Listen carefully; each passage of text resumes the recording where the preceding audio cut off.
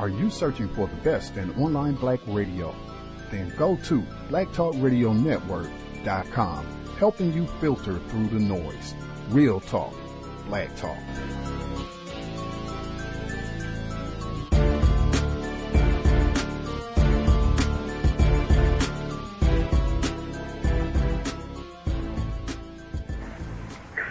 And I would like to say right here that one of the mistakes the Negro press makes and has been making has been sitting in your office waiting for the white man to write something about black people in his paper, and then you pick up his paper and rewrite it in your paper.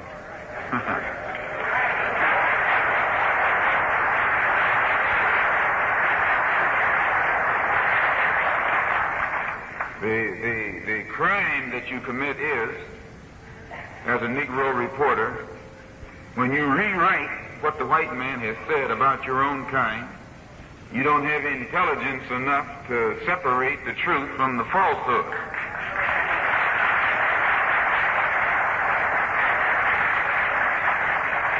And then you wonder why the so-called Negroes refuse to buy the so-called Negro paper. They are tired of seeing you parrot what the white man says about all of the ills and immorality that exists in our community and in our neighborhood. But here in Los Angeles, thanks to Allah, you have a good black newspaper known as the Los Angeles Herald-Dispatch.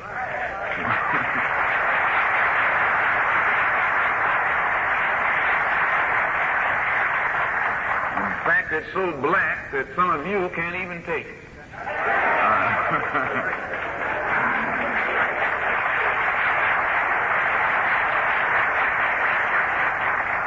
But we thank Allah for the Los Angeles Herald-Dispatch because of its uncompromising stand on the side of truth and in the struggle against those who have inflicted oppression against our people here for a long time. And I think that no one is more aware of the good work that the Los Angeles Herald-Dispatch is doing than the Honorable Elijah Muhammad is. It's one of the Los Angeles Herald-Dispatch has become one of the most respected and feared black newspapers in North America. In fact, I should say it's one of the only black newspapers in North America, because most of the others have allowed themselves to fall under the control of the white man.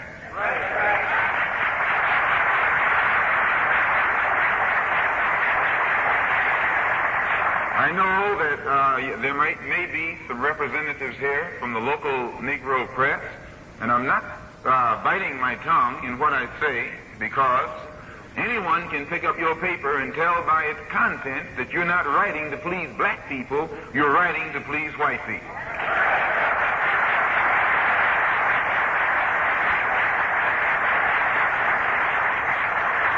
Well, black people are tired of that. The black bourgeoisie, who has a long time been able to read and write, they don't buy your paper anyway. They don't want to be seen with it because they have become too white-minded.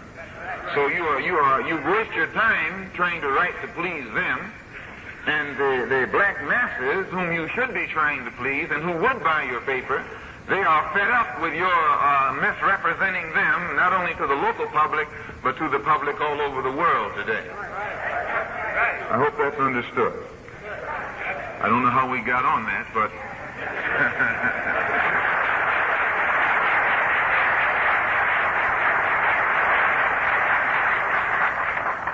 Context of White Supremacy.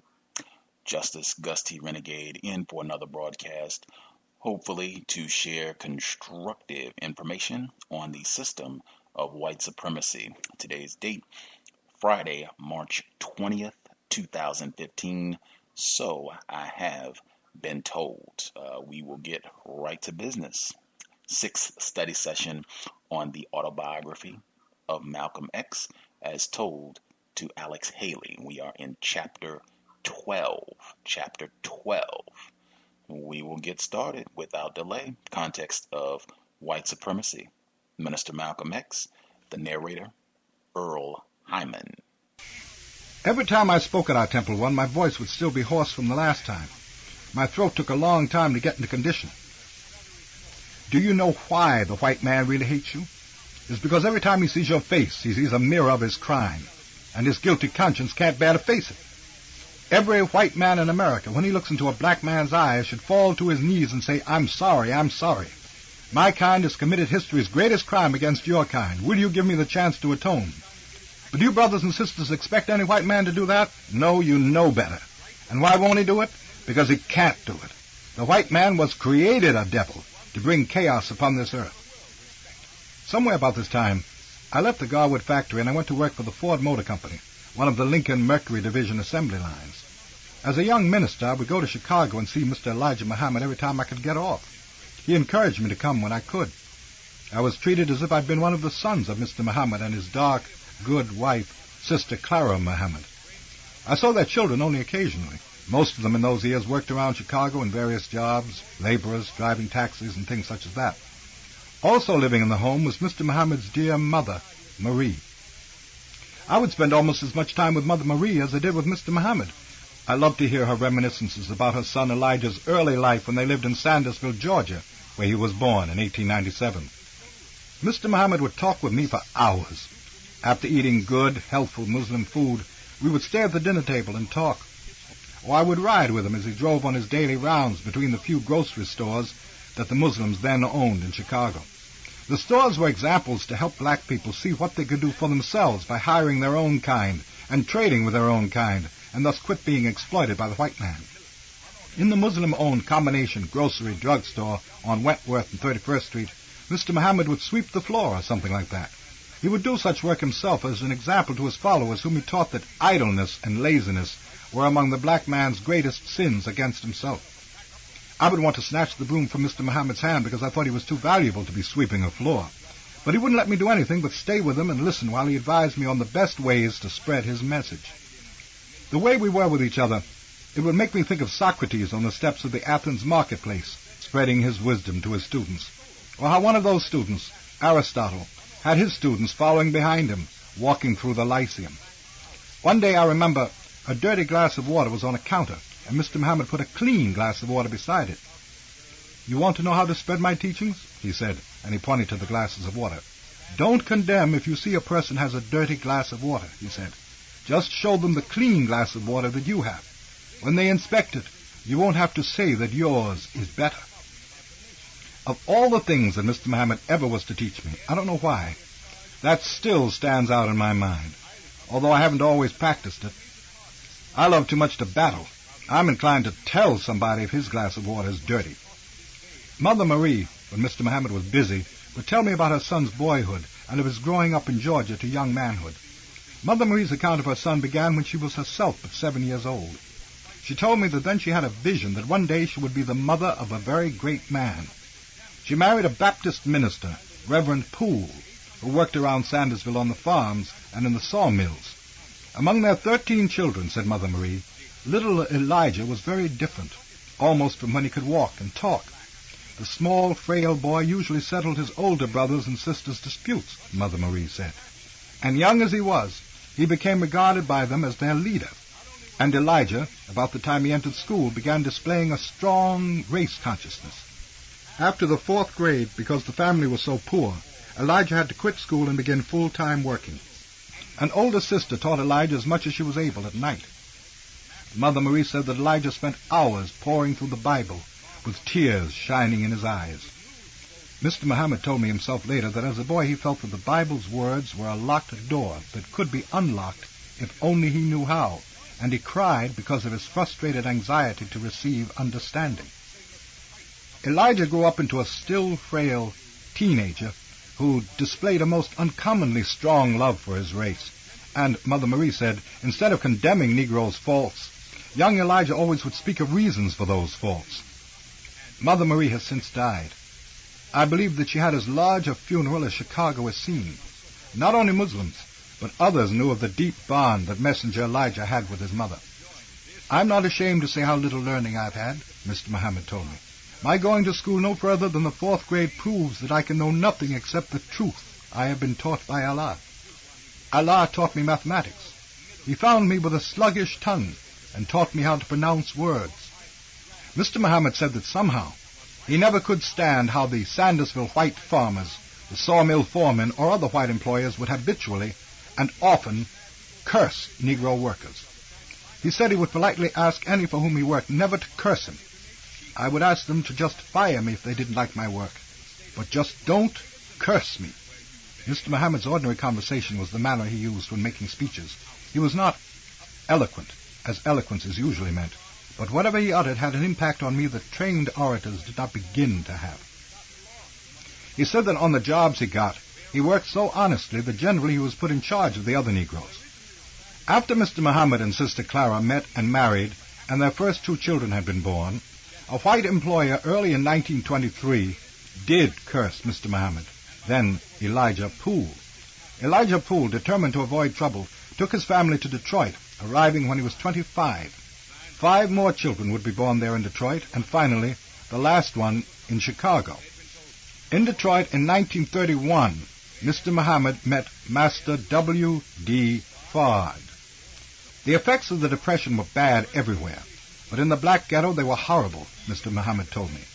A small, light brown-skinned man knocked from door to door at the apartments of the poverty-stricken Negroes. The man offered for sale silks and other yard goods, and he identified himself as a brother from the East. This man began to tell Negroes how they came from a distant land in the seeds of their forefathers. He warned them against eating the filthy pig and other wrong foods that it was habitual for Negroes to eat. Among the Negroes whom he found most receptive, he began holding little meetings in their poor homes. The man taught both the Koran and the Bible, and his students included Elijah Poole. This man said his name was W.D. Fard. He said that he was born in the Quraysh tribe of Muhammad ibn Abdullah, the Arabian prophet himself. This peddler of silks and yard goods, Mr. W.D. Fard, knew the Bible better than any of the Christian-bred Negroes. In the essence, Mr. W.D. Fard taught that God's true name was Allah, that his true religion was Islam, that the true name for that religion's people was Muslims. Mr. W.D. Fard taught that the Negroes in America were directly descended from Muslims. He taught that Negroes in America were lost sheep, lost for 400 years from the Nation of Islam, and that he, Mr. Fard, had come to redeem and return the Negro to his true religion. No heaven was in the sky, Mr. Fard taught, and no hell was in the ground. Instead, both heaven and hell were conditions in which people lived right here on this planet Earth. Mr. Fard taught that the Negro in America had been for 400 years in hell, and he, Mr. Fard, had come to return them to where heaven for them was, back home, among their own kind. Master Fard taught that as hell was on earth, also on earth was the devil, the white race which was bred from black original man 6,000 years before, purposely to create a hell on earth for the next 6,000 years. The black people, God's children, were gods themselves, Master Fard taught.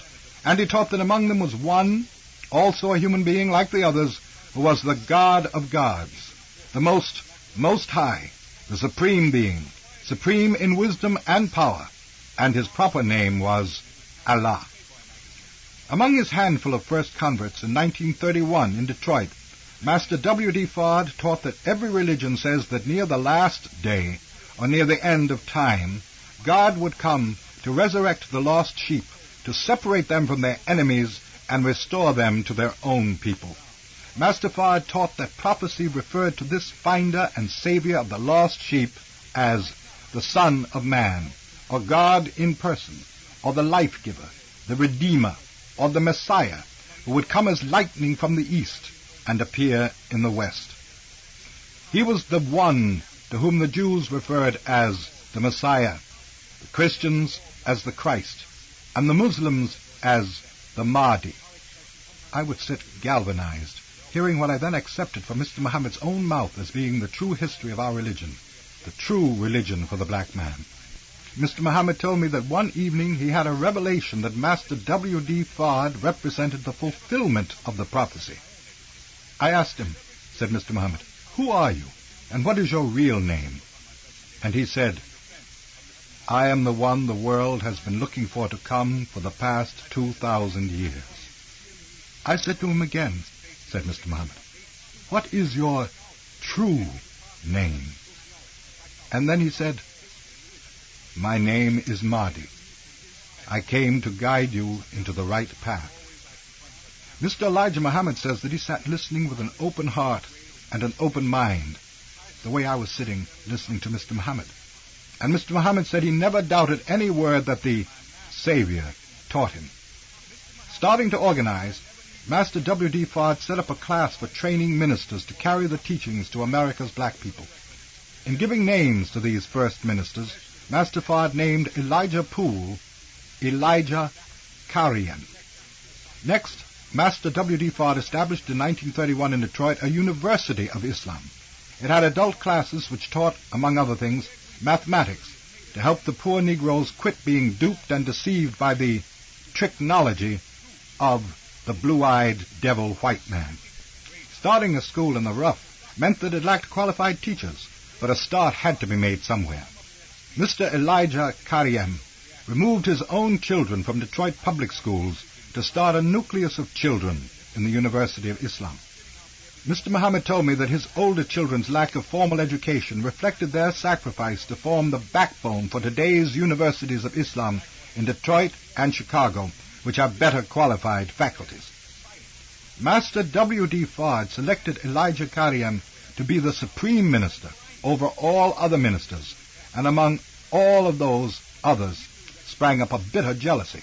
All of them had better education than Elijah Kariem, and also they were more articulate than he was. They raged, even in his presence. Why should we bow down to someone who appears less qualified? But Mr. Elijah Kariem was then in some way renamed Elijah Muhammad, who as the Supreme Minister began to receive from Master W.D. Fard for the next 3.5 years private teachings, during which time he says he heard things never revealed to others. During this period, Mr. Elijah Muhammad and Master W.D. Fard went to Chicago and established Temple No. 2. They also established in Milwaukee the beginnings of a Temple No. 3. In 1934, Master W.D. Fard disappeared without a trace. Elijah Muhammad says that attempts were made upon his life because the other ministers' jealousy had reached such a pitch. He says that these hypocrites forced him to flee to Chicago. Temple No. 2 became his headquarters until the hypocrites pursued him there, forcing him to flee again. In Washington, D.C., he began Temple No. 4.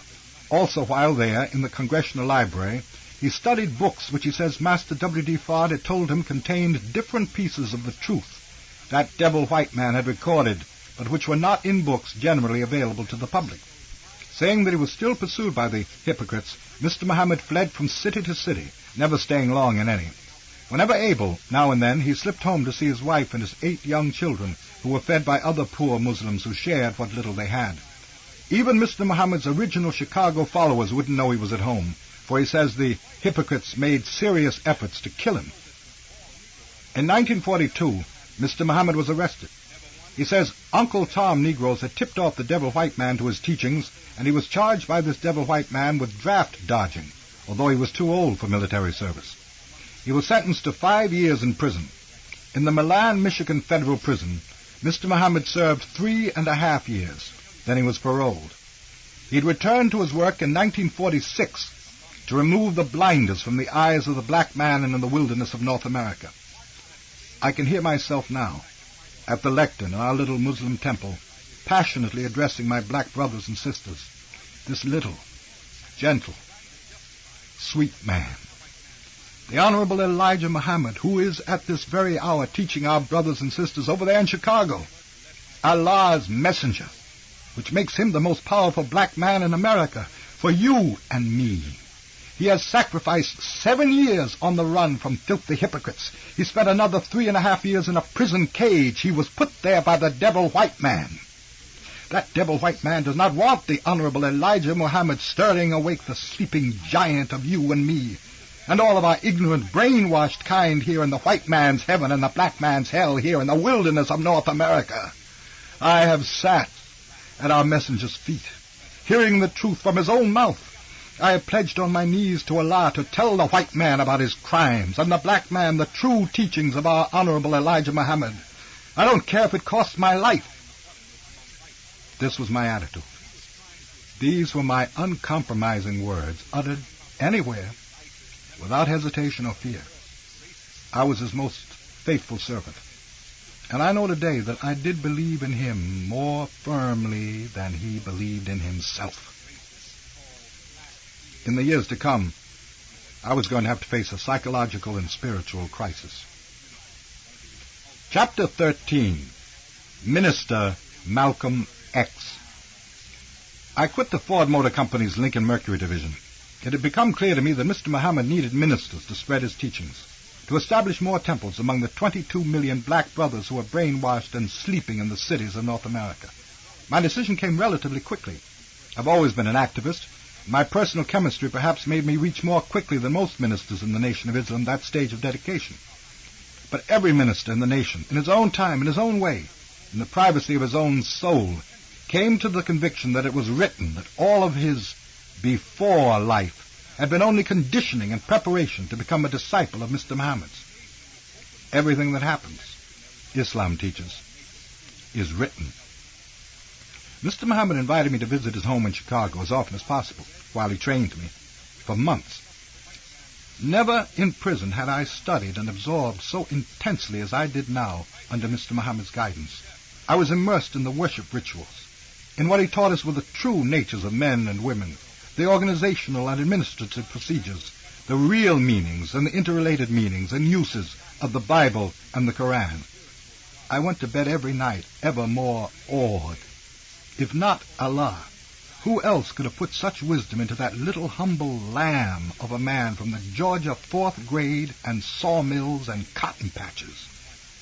The lamb of a man analogy I drew for myself from the prophecy in the book of Revelations of a symbolic lamb with a two-edged sword in its mouth. Mr. Muhammad's two-edged sword was his teachings, which cut back and forth to free the black man's mind from the white man. My adoration of Mr. Muhammad grew in the sense of the Latin root word adorare. It means much more than our adoration or adore. It means that my worship of him was so awesome that he was the first man whom I had ever feared. Not fear such as of a man with a gun, but the fear such as one has of the power of the sun. Mr. Muhammad, when he felt me able, permitted me to go to Boston. Brother Lloyd X lived there. He invited people whom he'd gotten interested in Islam to hear me in his living room. I quote what I said when I was just starting out, and then later on in other places, as I can best remember the general pattern that I used in successive phases in those days. I know that then I always like to start off with my favorite analogy of Mr. Muhammad. God has given Mr. Muhammad some sharp truth, I told them. It is like a two-edged sword. It cuts into you. It causes you great pain. But if you can take the truth, it will cure you and save you from what otherwise would be certain death. Then I wouldn't waste any time to start opening their eyes about the devil white man. I know you don't realize the enormity, the horrors of the so-called Christian white man's crime. Not even in the Bible is there such a crime. God in his wrath struck down with fire the perpetrators of lesser crimes. 100 million of us black people, your grandparents, mine, murdered by this white man, to get 15 million of us here to make us his slaves on the way he murdered 100 million. I wish it was possible for me to show you the sea bottom in those days. The black bodies, the blood, the bones broken by boots and clubs, the pregnant black women who were thrown overboard if they got too sick, thrown overboard to the sharks that had learned that following these slave ships was the way to grow fat. While the white man's raping of the black race's woman began right on those slave ships, the blue-eyed devil could not even wait until he got them here. Why, brothers and sisters, civilized mankind has never known such an orgy of greed and lust and murder. The dramatization of slavery never failed intensely to arouse Negroes hearing its horrors spelled out for the first time. It's unbelievable How many black men and women have let the white man fool them into holding an almost romantic idea of what slave days were like? And once I had them fired up with slavery, I would shift the scene to themselves. I want you, when you leave this room, to start to see all this whenever you see this devil white man. Oh, yes, he's the devil.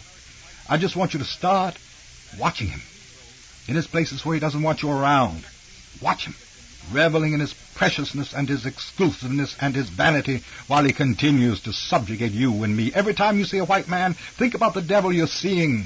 Think of how it was on your slave foreparents' bloody, sweaty backs that he built this empire that's today the richest of all nations, where his evil and his greed caused him to be hated around the world. Every meeting, the people who had been there before returned, bringing friends. None of them ever had heard the raps taken off the white man. I can't remember any black man ever in those living room audiences in Brother Lloyd X's home at 5 Wellington Street who didn't stand up immediately when I asked after each lecture, "Will all stand who believe what you have heard?" And each Sunday night, some of them stood, while I could see others not quite ready when I asked, "How many of you want to follow the Honorable Elijah Muhammad?" Enough had stood up after about 3 months that we were able to open a little temple. I remember with what pleasure we rented some folding chairs. I was beside myself with joy when I could report to Mr. Muhammad a new temple address. It was when we got this little mosque that my sister Ella first began to come to hear me. She sat staring as though she couldn't believe it was me. Ella never moved, even when I'd only asked all who believed what they'd heard to stand up. She contributed when our collection was held. It didn't bother or challenge me at all about Ella. I never even thought about converting her, as tough-minded and cautious about joining anything as I personally knew her to be. I wouldn't have expected anyone short of Allah himself to have been able to convert Ella. I would close the meeting as Mr. Muhammad had taught me. In the name of Allah, the Beneficent, the Merciful, all praise is due to Allah, the Lord of all the worlds, the Beneficent, Merciful Master of the Day of Judgment, in which we now live. Thee alone do we serve, and Thee alone do we beseech for Thine aid. Guide us on the right path, the path of those upon whom Thou hast bestowed favors, not of those upon whom Thy wrath is brought down, nor the path of those who go astray after they've heard Thy teaching. I bear witness that there is no God but Thee, and the Honorable Elijah Muhammad is Thy servant and apostle. I believed he had been divinely sent to our people by Allah himself. I would raise my hand for them to be dismissed. Do nothing unto anyone that you would not like to have done unto yourself. Seek peace and never be the aggressor. But if anyone attacks you, we do not teach you to turn the other cheek. May Allah bless you to be successful and victorious in all that you do. Except for that one day when I'd stayed with Ella on the way to Detroit after prison, I had not been in the old Roxbury streets for 7 years. I went to have a reunion with Shorty. Shorty, when I found him, acted uncertain. The wire had told him I was in town and on some religious kick. He didn't know if I was serious, or if I was another of the hustling preacher pimps to be found in every black ghetto, the ones with some little storefront churches of mostly hard-working older women who kept their pretty boy, young preacher dressed in sharp clothes and driving a fancy car. I quickly let Shorty know how serious I was with Islam. But then, talking the old street talk, I quickly put him at his ease, and we had a great reunion. We laughed until we cried at Shorty's dramatizations of his reactions when he heard that judge keep saying, "Count 1, 10 years. Count 2, 10 years. We talked about how having those white girls with us had gotten us 10 years, where we'd seen in prison plenty of worse offenders with far less time to serve. Shorty still had a little band, and he was doing fairly well. He was rightfully very proud that in prison he had studied music. I told him enough about Islam to see from his reactions, but he didn't really want to hear it. In prison, he had misheard about our religion. He got me off the subject by making a joke. He said that he hadn't had enough pork chops and white women. I don't know if he has yet or not. I know that he's married to a white woman now, and he's fat as a hog from eating hog. I also saw John Hughes, the gambling house owner, and some others I'd known who were still around Roxbury. The wire about me had made them all uncomfortable, but my "what you know, Daddy" approach at least enabled us to have some conversations. I never mentioned Islam to most of them. I knew from what I'd been when I was with them how brainwashed they were. As Temple 11's minister, I served only briefly because as soon as I got it organized, by March 1954, I left it in charge of Minister Ulysses X, and the messenger moved me on to Philadelphia. The city of brotherly love black people reacted even faster to the truth about the white man than the Bostonians had, and Philadelphia's Temple 12 was established by the end of May. It had taken a little under 3 months. The next month, because of those Boston and Philadelphia successes, Mr. Muhammad appointed me to be the minister of Temple 7 in vital New York City. I can't start to describe for you my welter of emotions. For Mr. Muhammad's teachings really to resurrect American black people, Islam obviously had to grow very big, and nowhere in America was such a single temple potential available as in New York's 5 boroughs. They contained over 1 million black people. It was 9 years since West Indian Archie and I had been stalking the streets, momentarily expecting to try and shoot each other down like dogs. "Red, my man, Red, this can't be you." With my natural kinky red hair now close-cropped in place of the old long-haired, lie-cooked conch they'd always known on my head, I know I looked much different. "Give me some skin, man. A drink here, bartender. What? You quit? Oh, man, come off it." It was so good seeing so many whom I'd known so well. You can understand how that was. But it was West Indian Archie and Sammy the Pimp for whom I was primarily looking. And the first nasty shock came quickly about Sammy. He'd quit pimping. He'd gotten pretty high up in the numbers business and was doing well. Sammy even had married some fast young girl. But then, shortly after his wedding, one morning he was found lying dead across his bed. They said with $25,000 in his pockets. People don't want to believe the sums that even the minor underworld handles. Why, listen. In March 1964, a Chicago nickel-and-dime Betts Wheel of Fortune man, Lawrence Wakefield, died, and over $760,000 in cash was in his apartment in sacks and bags, all taken from poor Negroes. And we wonder why we stay so poor. Sick about Sammy, I queried from bar to bar among old-timers for West Indian Archie. The wire hadn't reported him dead or living somewhere else, but none seemed to know where he was. I heard the usual hustler fates of so many others: bullets, knives, prison, dope, diseases, insanity, alcoholism. I imagined it was about in that order. And so many of the survivors whom I knew as tough hyenas and wolves of the streets in the old days now were so pitiful. They'd known all the angles, but beneath that surface they were poor, ignorant, untrained black men. Life had eased up on them and hyped them. I ran across close to 25 of these old-timers I'd known pretty well, when the space of 9 years had been reduced to the ghetto's minor scavenger hustles to scratch up room rent and food money. Some now worked downtown, messengers, janitors, things like that. I was thankful to Allah that I'd become a Muslim and escaped their fate. There was Cadillac Drake. He was a big, jolly, cigar-smoking, fat, black, gaudy dressing pimp, a regular afternoon character when I was waiting on tables in Small's Paradise. Well, I recognized him shuffling toward me on the street. He'd gotten hooked on heroin. I'd heard that. He was the dirtiest, sloppiest bum you ever laid eyes on. I hurried past because we would both have been embarrassed if he recognized me. The kid who used to toss $1 tip. The wire worked to locate West Indian Archie for me. The wire of the streets, when it wants to, is something like Western Union with the FBI for messengers. In one of my early services at Temple 7, an old scavenger hustler to whom I gave a few dollars came up when services were dismissed. He told me that West Indian Archie was sick, living up in a rented room in the Bronx. I took a taxi to the address. West Indian Archie opened the door. He stood there in rumpled pajamas and barefooted, squinting at me. Have you ever seen someone who seemed a ghost of the person you remembered? It took him a few seconds to fix me in his memory. He exclaimed hoarsely, "Red, I'm so glad to see you." I all but hugged the old man. He was sick in that weak way. I helped him back. He sat down on the edge of his bed. I sat in his one chair, and I told him how his forcing me out of Harlem had saved my life by turning me in the direction of Islam. He said, "I always liked you, Red." And he said that he'd never really wanted to kill me. I told him it had made me shudder many times to think how close we'd come to killing each other. I told him I had sincerely thought I'd hit that combinated six-way number for the $300 he'd paid me. Archie said that he'd later wondered if he'd made some mistake, since I was so ready to die about it. And then we agreed that it wasn't worth even talking about. It didn't mean anything anymore. He kept saying over and over, in between other things, that he was so glad to see me. I went into a little of Mr. Muhammad's teaching with Archie.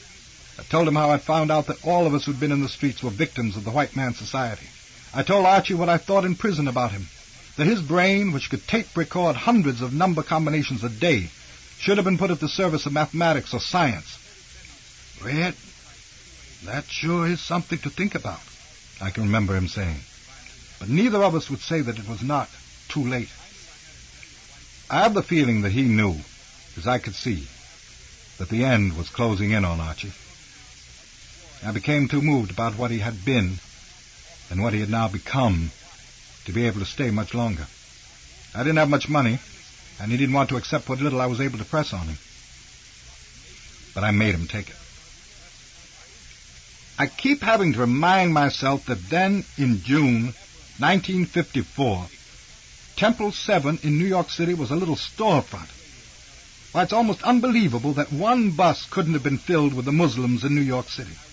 Even among our own black people in the Harlem ghetto, you could have said Muslim to 1,000, and maybe only one would not have asked you, what's that? As for white people, except for that relative handful privy to certain police or prison files, not 500 white people in all of America knew we existed. I began firing Mr. Muhammad's teaching of the New York members and the few friends they managed to bring in.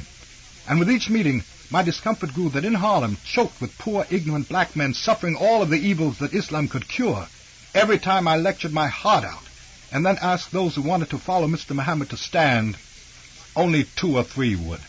And I have to admit, sometimes not that many. I think I was all the angrier with my own ineffectiveness because I knew the streets. I had to get myself together and think out the problem. And the big trouble, obviously, was that we were only one among the many voices of black discontent on every busy Harlem corner. The different nationalist groups, the Buy Black forces, and others like that. Dozens of their stepladder orators were trying to increase their followings. I had nothing against anyone trying to promote independence and unity among black men, but they still were making it tough for Mr. Muhammad's voice to be heard. In my first effort to get over this hurdle, I had some little leaflets printed. There wasn't a much-traveled Harlem street corner that 5 or 6 good Muslim brothers and I missed. We would step up right in front of a walking black man or woman so that they had to accept our leaflet. And if they hesitated 1 second, they had to hear us saying some catch thing such as, "Hear how the white man kidnapped and robbed and raped our black race." Next, we went to work fishing on those Harlem corners, on the fringes of the nationalist meetings. The method today has many refinements, but then it consisted of working the always shifting edges of the audiences that others had managed to draw. At a nationalist meeting, everyone who was listening was interested in the revolution of the black race. We began to get visible results almost immediately after we began thrusting handbills in people's hands. "Come to hear us too, brother. The Honorable Elijah Muhammad teaches us how to cure the black man's spiritual, mental, moral, economic, and political sicknesses." I saw the new faces of our Temple 7 meetings. And then we discovered the best fishing audience of all, by far the best conditioned audience for Mr. Muhammad's teachings, the Christian churches. Our Sunday services were held at 2 p.m. All over Harlem during the hour or so before that, Christian church services were dismissing. We bypassed the larger churches with their higher ratio of so-called middle-class Negroes who were so full of pretense and status that they wouldn't be caught in our little storefront. We went fishing fast and furiously when those little evangelical storefront churches each let out their 30 to 50 people on the sidewalk. "Come to hear us, brother, sister. You haven't heard anything until you've heard the teachings of the Honorable Elijah Muhammad." These congregations were usually southern migrant people, usually older, who would go anywhere to hear what they called good preaching. These were the church congregations who were always putting out little signs announcing that inside they were selling fried chicken and chitlin dinners to raise some money. And 3 or 4 nights a week, they were in their storefront rehearsing for the next Sunday, I guess, shaking and rattling and rolling the gospels with their guitars and tambourines. I don't know if you know it, but there's a whole circuit of commercial gospel entertainers who have come out of these little churches in the city ghettos or from down south. People such as Sister Rosetta Tharpe, the Clara Ward singers are examples, and there must be 500 lesser lights on the same general order. Mahalia Jackson, the greatest of them all. She was a preacher's daughter in Louisiana. She came up there to Chicago, where she worked cooking and scrubbing for white people, and then in a factory, while she sang in the Negro churches the gospel style that, when it caught on, made her the first Negro that Negroes ever made famous. She was selling hundreds of thousands of records among Negroes before white people ever knew who Mahalia Jackson was. Anyway, I know that somewhere I once read that Mahalia said that every time she can, she will slip unannounced into some little ghetto storefront church and sing with her people. She calls that my filling station. The black Christians we fished to our temple were conditioned, I found, by the very shock I could give them about what had been happening to them while they worshipped a blond, blue-eyed God. I knew the temple that I could build if I could really get to those Christians. I tailored the teachings for them. I would start to speak and sometimes be so emotionally charged I had to explain myself. You see my tears, brothers and sisters. Tears haven't been in my eyes since I was a young boy. But I cannot help this. When I feel the responsibility I have to help you comprehend for the first time what this white man's religion that we call Christianity has done to us. Brothers and sisters here for the first time, please don't let that shock you. I know you didn't expect this, because almost none of us black people have thought that maybe we were making a mistake, not wondering if there wasn't a special religion somewhere for us, a special religion for the black man. Well, there is such a religion. It's called Islam. Let me spell it for you. I-S-L-A-M, Islam. But I'm going to tell you about Islam a little later. First, we need to understand some things about this Christianity before we can understand why the answer for us is Islam. Brothers and sisters, the white man has brainwashed us black people to fasten our gaze upon a blonde-haired, blue-eyed Jesus. We're worshiping a Jesus that doesn't even look like us. Oh, yes. Now, just bear with me. Listen to the teachings of the messenger of Allah, the Honorable Elijah Muhammad. Now, just think of this. The blonde-haired, blue-eyed white man has taught you and me to worship a white Jesus, and to shout and sing and pray to this God that's his God, the white man's God. The white man has taught us to shout and sing and pray until we die, to wait until death for some dreamy heaven in the hereafter when we're dead, while this white man has his milk and honey in the streets paved with golden dollars right here on this earth. You don't want to believe what I'm telling you, brothers and sisters? Well, I'll tell you what you do. You go out of here, you just take a good look around where you live. Look at not only how you live, but look at how anybody that you know lives. That way you'll be sure that you're not just a bad luck accident. And when you get through looking at where you live, then you take you a walk down across Central Park and start to look at what this white God has brought to the white man. I mean, take yourself a look down there at how the white man is living. And don't stop there. In fact, you won't be able to stop for long. His doormen are going to tell you, move on. But catch a subway and keep on downtown. Anywhere you may want to get off, look at the white man's apartments, businesses. Go right on down to the tip of Manhattan Island that this devilish white man stole from the trusting Indians for $24. Look at his city hall down there. Look at his Wall Street. Look at yourself. Look at his God. I learned early one important thing, and that was to always teach in terms that the people could understand. Also, where the nationalists whom we had fished were almost all men, among the storefront Christians, a heavy preponderance were women, and I had the sense to offer something special for them. Beautiful black woman. The Honorable Elijah Muhammad teaches us that the black man is going around saying he wants respect.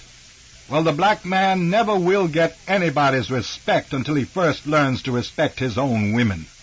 The black man needs today to stand up and throw off the weaknesses imposed upon him by the slave master white man. The black man needs to start today to shelter and protect and respect his black women. 100% would stand up without hesitation when I said, how many believe what they have heard? But still never more than an agonizing few would stand up when I invited, will those stand who want to follow the Honorable Elijah Muhammad? I knew that our strict moral code and discipline was what repelled them most. I fired at this point at the reason for our code. The white man wants black men to stay immoral, unclean, and ignorant. As long as we stay in these conditions, we will keep on begging him, and he will control us. We never can win freedom and justice and equality until we are doing something for ourselves. The code, of course, had to be explained to any who were tentatively interested in becoming Muslims. And the word got around in their little storefronts quickly, which is why they would come to hear me, yet wouldn't join Mr. Muhammad. Any fornication was absolutely forbidden in the Nation of Islam. Any eating of the filthy pork or other injurious or unhealthful foods. Any use of tobacco, alcohol, or narcotics. No Muslim who followed Elijah Muhammad could dance, gamble, date, attend movies or sports, or take long vacations from work. Muslims slept no more than health required. Any domestic quarreling, any discourtesy, especially to women, was not allowed. No lying or stealing, and no insubordination to civil authority except on the grounds of religious obligation. Our moral laws were policed by our fruit of Islam, able, dedicated, and trained Muslim men. Infractions resulted in suspension by Mr. Muhammad, or isolation for various periods, or even expulsion for the worst offenses from the only group that really cares about you. Temple 7 grew somewhat with each meeting. It just grew too slowly to suit me. During the weekdays, I traveled by bus and train. I taught each Wednesday at Philadelphia's Temple 12. I went to Springfield, Massachusetts to try to start a new temple. A temple which Mr. Muhammad numbered 13 was established there with the help of Brother Osborne, who had first heard of Islam from me in prison. A lady visiting a Springfield meeting asked if I'd come to Hartford, where she lived. She specified the next Thursday and said she would assemble some friends, and I was right there. Thursday is traditionally domestic servants' day off. This sister had in her housing project apartment about 15 of the maids, cooks, chauffeurs, and housemen who worked for the Hartford area white people. You've heard that saying, no man is a hero to his valet. Well, those Negroes who waited on wealthy whites hand and foot opened their eyes quicker than most Negroes. And when they went fishing enough among more servants and other black people in and around Hartford, Mr. Muhammad before long was able to assign to a Hartford temple the number 14, and every Thursday I scheduled my teaching there. Mr. Muhammad, when I went to see him in Chicago, had to chastise me on some point during nearly every visit. I just couldn't keep from showing in some manner that with his ministers equipped with the power of his message, I felt the nation should go much faster. His patience and his wisdom in chastising me would always humble me from head to foot. He said one time that no true leader burdened his followers with a greater load than they could carry, and no true leader sets too fast a pace for his followers to keep up. Most people seeing a man in an old touring car going real slow think the man doesn't want to go fast, Mr. Muhammad said. But the man knows that to drive any faster would destroy the old car. When he gets a fast car, then he will drive at a fast speed. And I remember him telling me another time when I complained about an inefficient minister at one of his mosques, I would rather have a mule I can depend upon than a racehorse that I can't depend upon. I knew that Mr. Muhammad wanted that fast car to drive. And I don't think you could pick the same number of faithful brothers and sisters from the Nation of Islam today and find fishing teams to beat the efforts of those who helped to bring growth to the Boston, Philadelphia, Springfield, Hartford, and New York temples. I'm, of course, just mentioning those that I knew most about because I was directly involved. This was through 1955. And 1955 was the year I made my first trip of any distance. It was to help open the temple that today is number 15 in Atlanta, Georgia.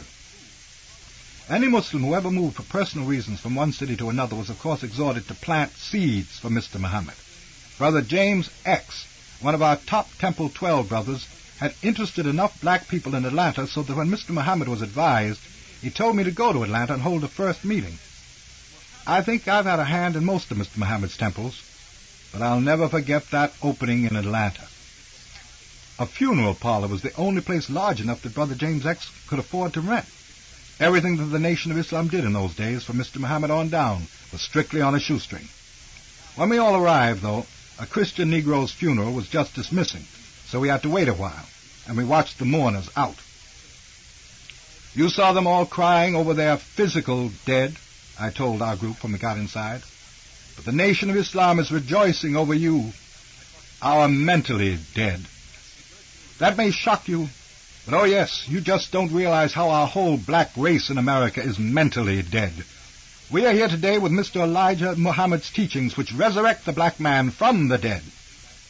And speaking of funerals, I should mention that we never failed to get some new Muslims when non-Muslims, family and friends of a Muslim deceased, attended our short, moving ceremony that illustrated Mr. Muhammad's teaching. Christians have their funerals for the living. Ours are for our departed. As the minister of several temples conducting the Muslim ceremony had occasionally fallen to my lot. As Mr. Muhammad had taught me, I would start by reading over the casket of the departed brother or sister a prayer to Allah. Next, I read a simple obituary record of his or her life. Then I usually read from Job, 2 passages in the 7th and 14th chapters, where Job speaks of no life after death. Then another passage where David, when his son died, spoke also of no life after death. To the audience before me, I explained why no tears were to be shed, and why we had no flowers or singing or organ playing. We shed tears for our brother, and gave him our music and our tears while he was alive. If he wasn't wept for and given our music and flowers then, well, now there is no need, because he is no longer aware. We now will give his family any money we might have spent. Appointed Muslim sisters quickly passed small trays from which everyone took a thin, round patty of peppermint candy. At my signal, the candy was put into mouths. We will file by now for a last look at our brother. We won't cry, just as we don't cry over candy. Just as this sweet candy will dissolve, so will our brother's sweetness that we have enjoyed when he lived now dissolve into a sweetness in our memories. I've had probably a couple of hundred Muslims tell me that it was attending one of our funerals for a departed brother or sister that first turned them toward Allah. But I was to learn later that Mr. Muhammad's teaching about death and the Muslim funeral service was in drastic contradiction to what Islam taught in the East. We had grown, by 1956, well, sizable. Every temple had fished with enough success that there were far more Muslims, especially in the major cities of Detroit, Chicago, and New York, than anyone would have guessed from the outside. In fact, as you know, in the really big cities, you can have a very big organization, and if it makes no public show or noise, no one will necessarily be aware that it is around. But more than just increase in numbers, Mr. Muhammad's version of Islam now had been getting in some other types of black people.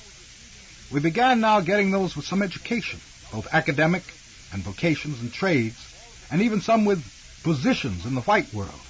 And all of this was starting to bring us closer to the desired fast car for Mr. Muhammad to drive. We had, for instance, some civil servants, some nurses, clerical workers, salesmen from the department stores. And one of the best things was that some brothers of this type were developing into smart, fine, aggressive young ministers for Mr. Muhammad. I went without a lot of sleep trying to merit his increasing evidences of trust and confidence in my efforts to help build our nation of Islam. It was in 1956 that Mr. Muhammad was able to authorize Temple 7 to buy and assign for my use a new Chevrolet. The car was the nation's, not mine. I had nothing that was mine but my clothes, wristwatch, and suitcase. As in the case of all of the nation's ministers, my living expenses were paid, and I had some pocket money. Well, once you couldn't have named anything I wouldn't have done for money. Now money was the last thing to cross my mind. Anyway, in letting me know about the car, Mr. Muhammad told me he knew how I loved to roam, planting seeds for new Muslims, or more temples, so he didn't want me to be tied down. In 5 months, I put about 30,000 miles of fishing on that car before I had an accident. Late one night, a brother and I were coming through Wethersfield, Connecticut, when I stopped for a red light and a car smashed into me from behind. I was just shook up, not hurt. That excited devil had a woman with him, hiding her face, so I knew she wasn't his wife. We were exchanging our identification. He lived in Meriden, Connecticut, when the police arrived, and their actions told me he was somebody important. I later found out he was one of Connecticut's most prominent politicians. I won't call his name. Anyway, Temple 7 settled on a lawyer's advice, and that money went down in an Oldsmobile, the make of car I've been driving ever since. I'd always been very careful to stay completely clear of any personal closeness with any of the Muslim sisters. My total commitment to Islam demanded having no other interests, especially, I felt, no women. In almost every temple, at least one single sister let out some broad hint that she thought I needed a wife. So I always made it clear that marriage had no interest for me whatsoever. I was too busy. Every month when I went to Chicago, I would find that some sister had written complaining to Mr. Muhammad that I talked so hard against women when I taught our special classes about the different natures of the two sexes. Now, Islam has very strict laws and teachings about women, the core of them being that the true nature of a man is to be strong, and a woman's true nature is to be weak. And while a man must at all times respect his woman, at the same time he needs to understand that he must control her if he expects to get her respect. But in those days I had my own personal reasons. I wouldn't have considered it possible for me to love any woman. I'd had too much experience that women were only tricky, deceitful, untrustworthy flesh. I'd seen too many men ruined, or at least tied down, or in some other way messed up by women. Women talk too much. To tell a woman not to talk too much was like telling Jesse James not to carry a gun, or telling a hen not to cackle. Can you imagine Jesse James without a gun or a hen that didn't cackle?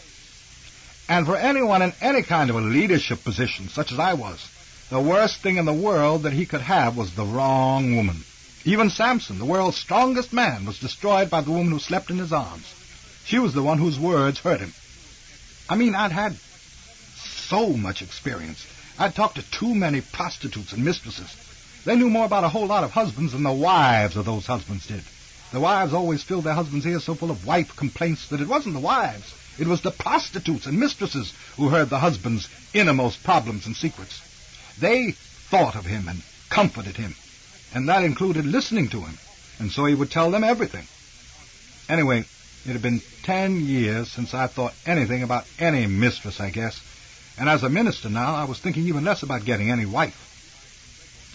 And Mr. Muhammad himself encouraged me to stay single. Temple's 7 sisters used to tell brothers, "You're just staying single because Brother Minister Malcolm never looks at anybody." No, I didn't make it any secret to any of those sisters how I felt. And yes, I did tell the brothers to be very, very careful. This sister, well, in 1956, she joined Temple 7. I just noticed her, not with the slightest interest, you understand. For about the next year, I just noticed her. You know, she never would have dreamed I was even thinking about her. In fact, probably you couldn't have convinced I even knew her name. It was Sister Betty X. She was tall, brown-skinned, darker than I was, and she had brown eyes. I knew she was a native of Detroit and that she'd been a student at Tuskegee Institute down in Alabama, an education major. She was in New York at one of the big hospitals' school of nursing. She lectured to the Muslim girls in women's classes on hygiene and medical facts. I ought to explain that each weeknight a different Muslim class or event is scheduled. Monday night, every temple's Fruit of Islam trains. People think this is just military drill, judo, karate, things like that, which is part of the FOI training, but only one part. The FOI spends a lot more time in lectures and discussions on men learning to be men. They deal with the responsibilities of a husband and father, what to expect of women, the rights of women which are not to be abrogated by the husband, the importance of the father-male image in the strong household, current events, why honesty and chastity are vital in a person, a home, a community, a nation, and a civilization, why one should bathe at least once each 24 hours, business principles, and things of that nature. Then Tuesday night at every Muslim temple is Unity Night, where the brothers and sisters enjoy each other's conversational company and refreshments, such as cookies and sweet and sour fruit punches. Wednesday nights at 8 p.m. is what is called student enrollment, where Islam's basic issues are discussed. It is about the equivalent of catechism class in the Catholic religion. Thursday nights there are the MGT, Muslim Girls Training, and the GCC, General Civilization class, where the women and girls of Islam are taught how to keep homes, how to rear children, how to care for husbands, how to cook, sew, how to act at home and abroad, and other things that are important to being a good Muslim sister and mother and wife. Fridays are devoted to Civilization Night, when classes are held for brothers and sisters in the area of the domestic relations, emphasizing how both husbands and wives must understand and respect each other's true natures. Then Saturday night is for all Muslims a free night, when usually they visited each other's homes, and of course on Sundays every Muslim temple holds its services. On the Thursday MGT and GCC nights, sometimes I would drop in on the classes, and maybe at Sister Betty's X's classes. Just as on other nights I might drop in on the different brothers' classes. At first I would just ask her things like, how were the sisters learning, things like that, and she would say, "Fine, Brother Minister." I'd say, "Thank you, sister," like that. and that would be all there was to it. And after a while I would have very short conversations with her, just to be friendly. One day I thought it would help the women's classes if I took her, just because she happened to be an instructor, to the Museum of Natural History. I wanted to show her some museum displays having to do with the tree of evolution that would help her in her lectures. I could show her proofs of Mr. Muhammad's teachings of such things as that the filthy pig is only a large rodent. The pig is a graft between a rat, a cat, and a dog, Mr. Muhammad taught us. When I mentioned my idea to Sister Betty X, I made it very clear that it was just to help her lectures to the sisters.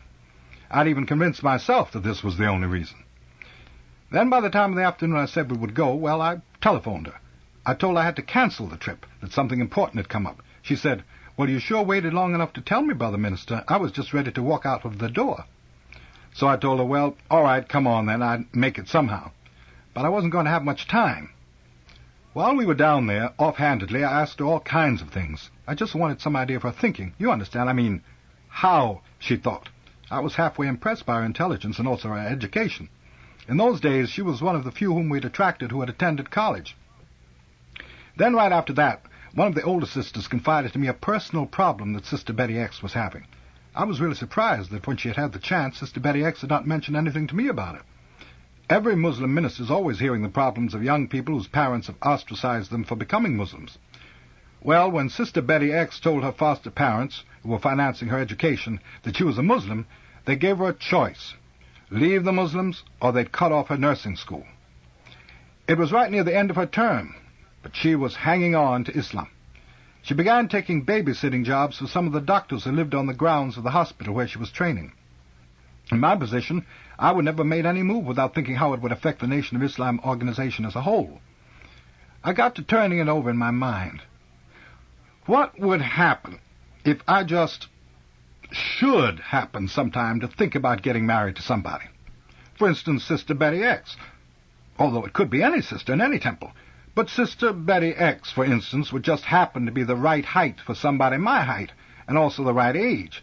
Mr. Elijah Muhammad taught us that a tall man married to a too short woman, or vice versa, they looked odd, not matched. And he taught that a wife's ideal age was half the man's age, plus 7. He taught that women are physiologically ahead of men. Mr. Muhammad taught that no marriage could succeed where the woman did not look up with respect to the man, and that the man had to have something above and beyond the wife in order for her to be able to look to him for psychological security. I was so shocked at myself when I realized what I was thinking.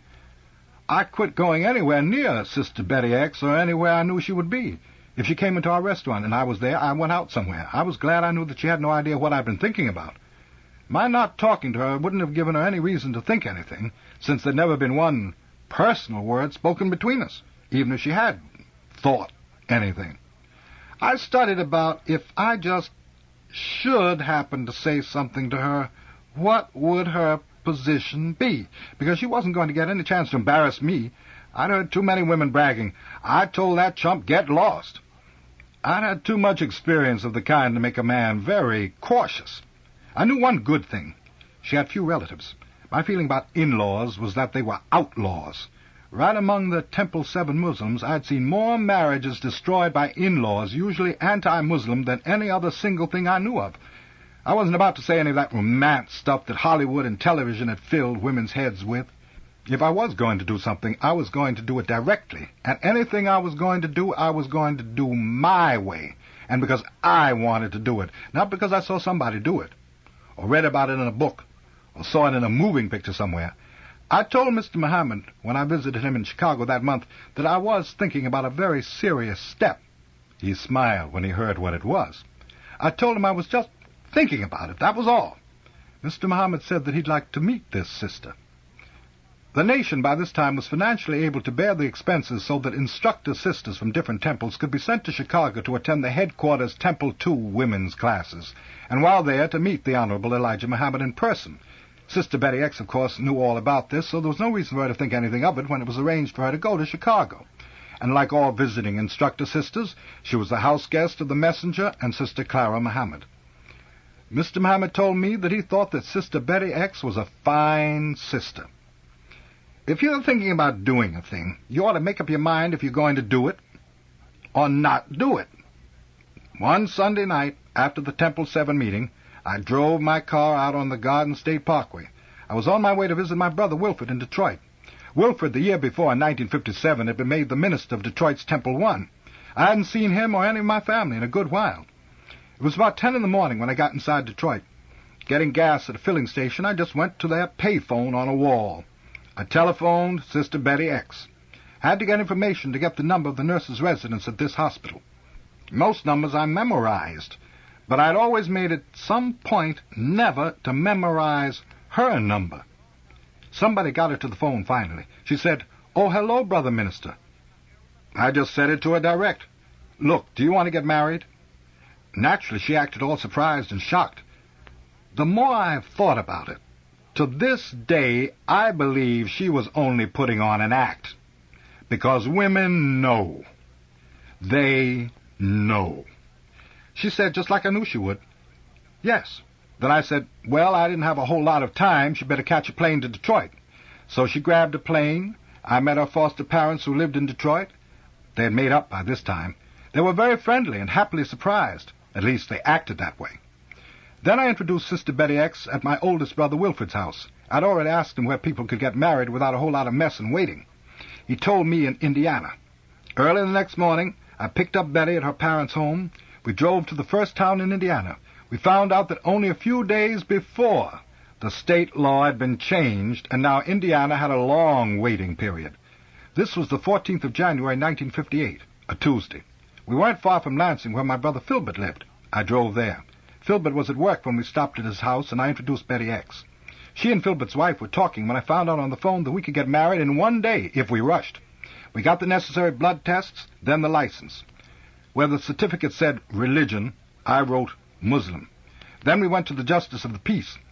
An old hunchbacked white man performed the wedding, and all of the witnesses were white. Where you're supposed to say all those I do's, we did.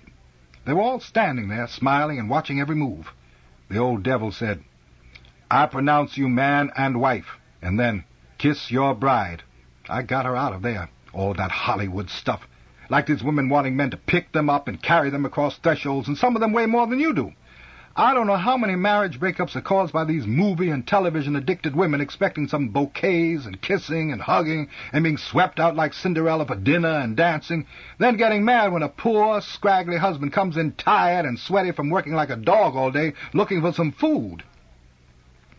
We had dinner there at Filbert's home in Lansing. "I've got a surprise for you," I told him when we came in.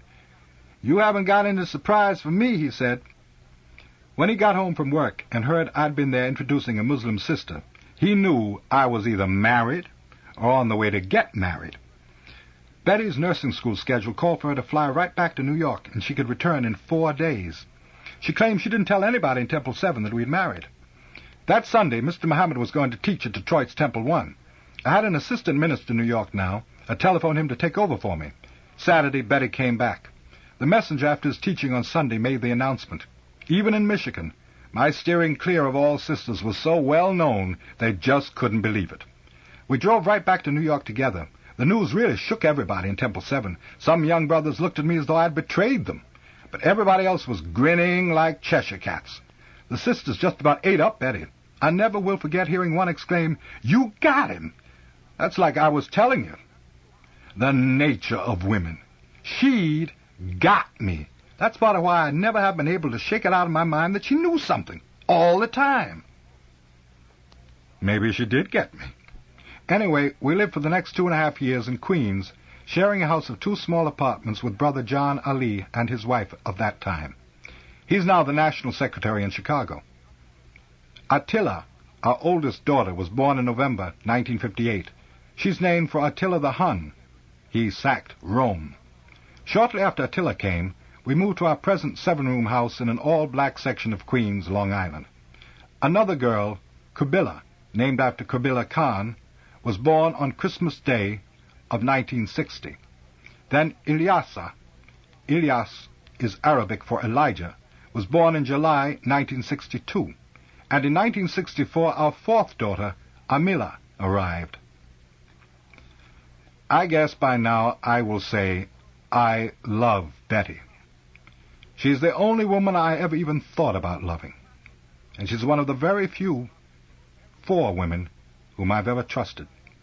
The thing is, Betty's a good Muslim woman and wife. You see, Islam is the only religion that gives both husband and wife a true understanding of what love is.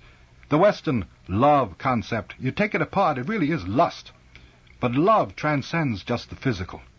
Love is disposition, behavior, attitude, thoughts, likes, dislikes. These things make a beautiful woman, a beautiful wife. This is the beauty that never fades. You find in your Western civilization that when a man's wife's physical beauty fails, she loses her attraction. But Islam teaches us to look into the woman and teaches her to look into us. Betty does this, so she understands me. I would even say I don't imagine many other women might put up with the way I am. Awakening this brainwashed black man and telling this arrogant, devilish white man the truth about himself, Betty understands, is a full-time job. If I've work to do when I'm home, the little time I am at home, she lets me have the quiet I need to work in. I'm rarely at home more than half of any week. I've been away as much as 5 months. I never get much chance to take her anywhere, and I know she likes to be with her husband. She's used to my calling her from airports anywhere from Boston to San Francisco, or Miami to Seattle, or here lately cabling her from Cairo, Accra, or the holy city of Mecca. Once on the long-distance telephone, Betty told me in beautiful phrasing the way she thinks. She said, "You are present when you are away." Context of White Supremacy. So we'll be picking up the next sentence, the paragraph. Later that year, after Betty and I were married, I exhausted myself trying to be everywhere at once. That's what we'll be picking up. It's pretty much right at the end of chapter 13, but that's what we're picking up when the second audio segment begins. Anywho, folks would like to chime in. The number to dial is 760-569-7676, and the code is 564-943 pound. Press *6 if you would like to participate. The number again is 760-569-7676, and the code is 564-943 pound. Press *6 if you would like to participate. For the folks who do not want to use your phone to dial in, you can use the free Flash player. Should be linked at Black Talk Radio Network. If you need the address, it is tinytinycc/1 race, and that is the number 1. The address again is tinytinycc/1 race. That is the number 1. When you put in the address, you will see a link on the left side of the page. It says free Flash player, free Flash phone. Click that. Should open a tiny window on your screen. The top line, it's a drop-down menu. Same number I just gave out, which again is 760-569-7676. The next line, it will ask for the code. That code again is 564-943. And the final line will ask for a name. You can put in a nickname, press random keys, whatever you're comfortable with. Once you get all 3 filled out, click the green button at the bottom and it should connect you to the live broadcast. It's the same procedure if you would like to participate. Press *6. You should see the dial pad on the screen. Press *6. Once you do that, you'll hear the audio prompt to press the number 1, and we'll be able to get you on the line. We will go ahead and get started. All the folks who dialed in with a hand up, you should be with us. Feel free to chime in. Good evening. Evening, sir. Evening to all of the, if there's any white people who are listening. Good evening to the non-white people who are listening. I'll start off with some of the history that was being spoken about what we know today as the Nation of Islam. From my studies, what was left out, and Minister Malcolm probably had to, based on who he was speaking to and at that particular point in time in his life, left out Noble Drew Ali's influence on the Honorable Elijah Muhammad or Science Temple, and also Marcus Garvey's organization. I forgot the name of it at the time. That had an influence on what today is the Nation of Islam. It was non-white black people's constructive efforts. You know, now it's about almost 90 years ago to come up with and find answers to the system of racist white supremacy and to attempt to practice counter-racism. So I know that's significant. Also, from hearing this particular part of the reading, I'm noticing a pattern of similar circumstances that the Honorable Elijah Muhammad went through, to whereas he was almost killed in several occasions by other members, which is an unfortunate, constant situation that happens amongst non-white people under the system of racist white supremacy, our conditioning to be in conflict with one another, even to the point of destroying each other. The pattern with the Honorable Elijah Muhammad, and in turn, it came up significantly with Malcolm. It also came up with, even after Malcolm X, it came up with Mr. Khalid Muhammad. And in turn, it's not just limited with the Nation of Islam. Even it just shows you the pattern that was brought out in its most clearest form to me by Mr. Fuller about, you know, our conflict that we have with each other, and how focus gets lost when we make that kind of non-constructive concentration. I'm just trying to go over my notes, so bear with me that I may not be in some sort of order.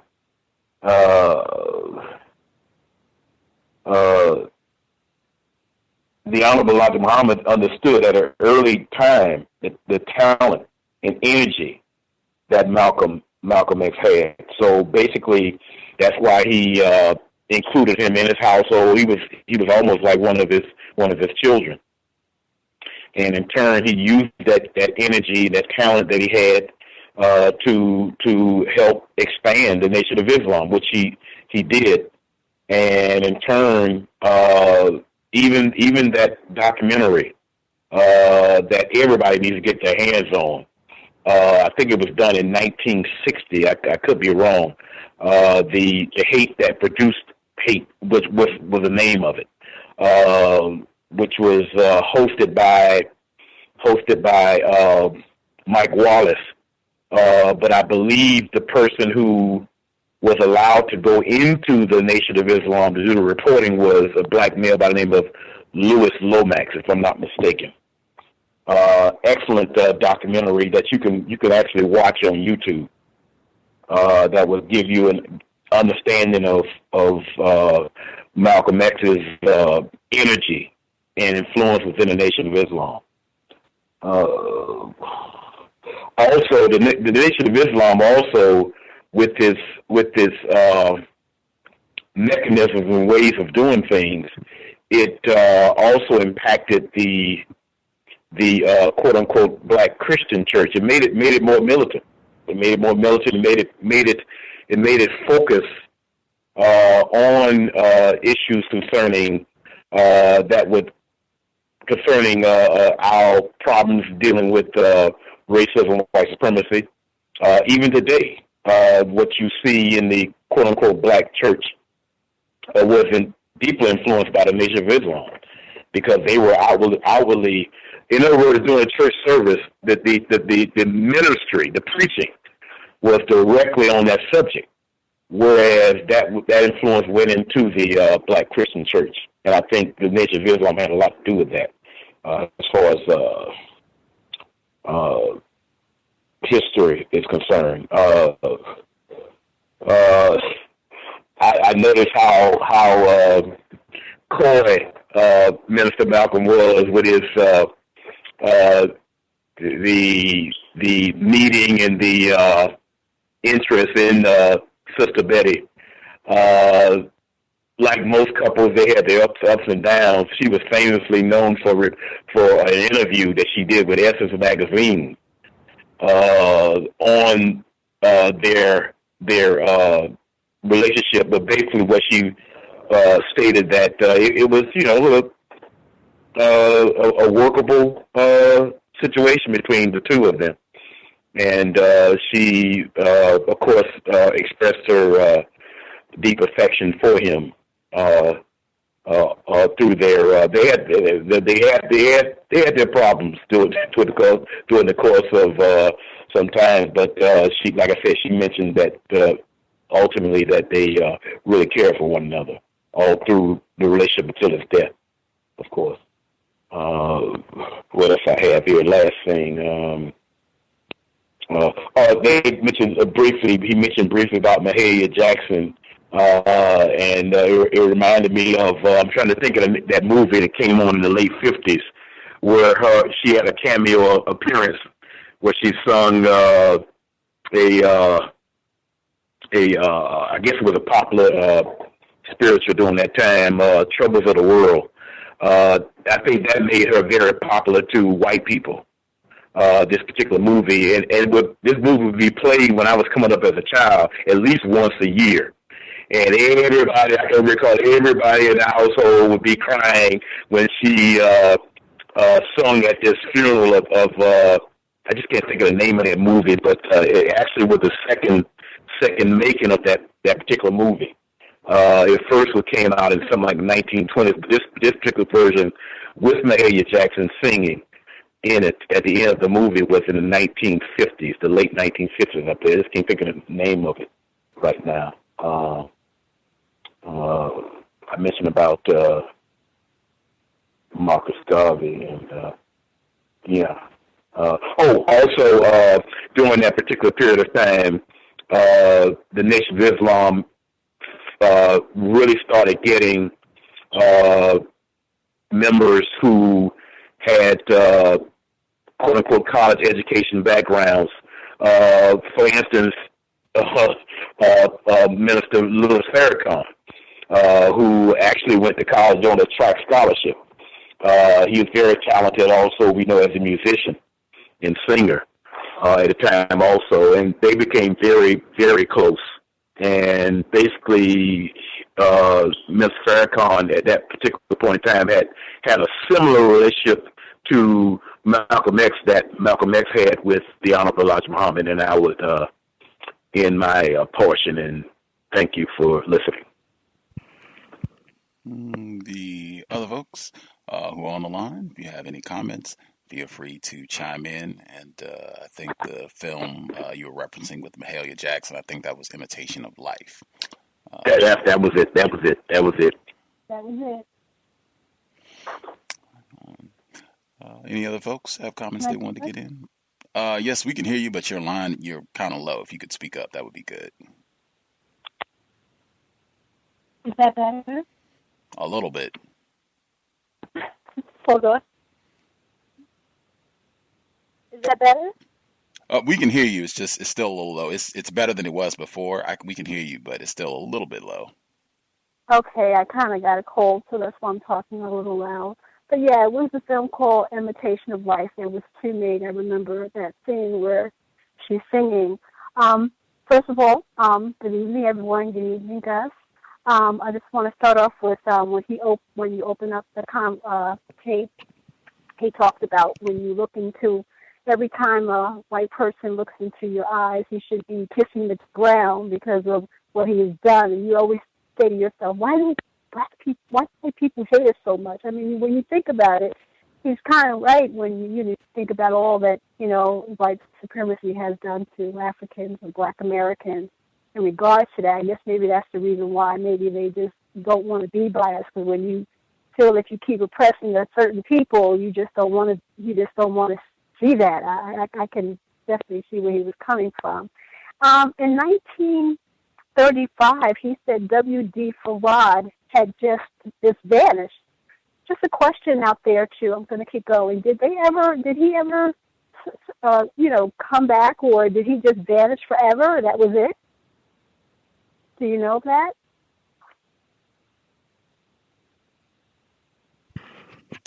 I'm not sure. I will do a little digging as we roll.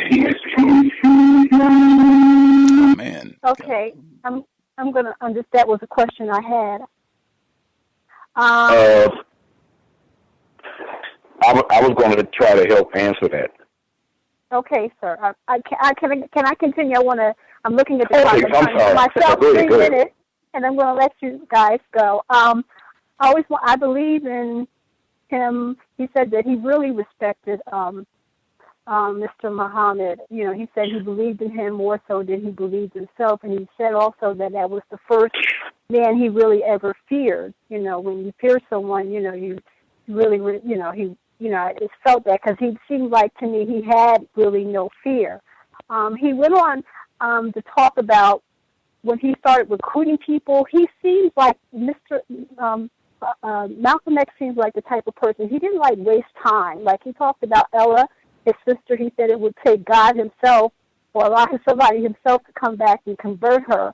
And he never really tried to convert his friends. I guess maybe he felt that those people who came into the temple, or those people who had an ear to hear, it seemed like he didn't want to waste time on people who really didn't want to really get into religion. Also, I like the fact how he took his time, especially how he prefaced himself to the Christian community, which I'm a Christian, how he talked about, especially women, how he said mostly were women who would, he would talk to, and I like the way he prefaced it, how he would really talk. I've kind of learned a lot just from listening to him.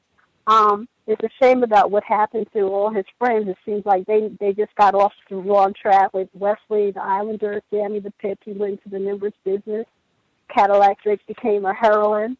And then he went on to talk about how he started to build a religion by, I guess he was a marketing person in the mix, guys, because he started passing out leaflets, and he really, really started taking off.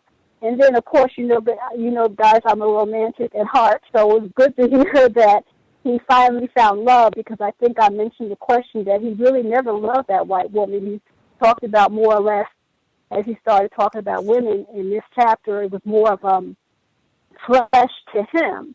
And also, last but not least, I was laughing at the end. I was just rolling. He talked about how women say, I got him. Did she really know that he had it? I mean, that was really very entertaining for me. He definitely had a sense of humor. So I'm glad he did found love and found the woman. And also he talked about the romanticism of America, how he got married and he didn't even say I do. He got him out there. He didn't pick her up. He said some women are just heavier than men.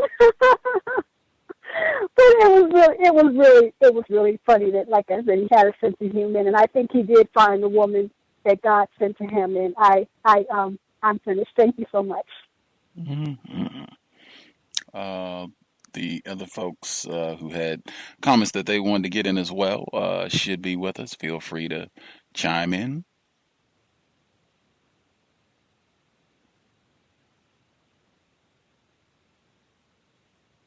Can I be heard? Yes, sir.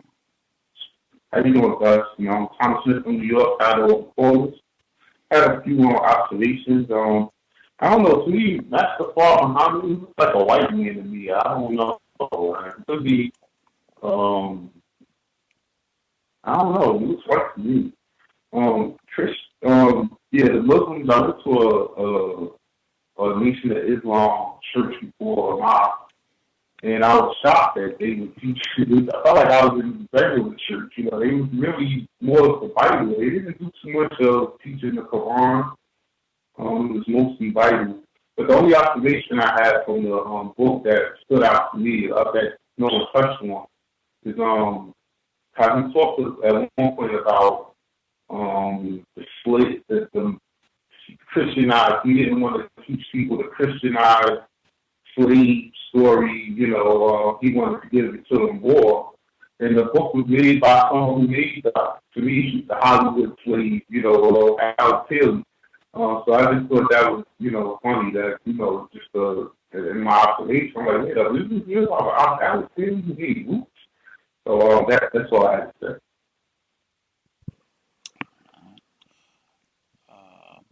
Any of the other folks that haven't been able to chime in yet, lines should be open. Feel free if you have something you want to add.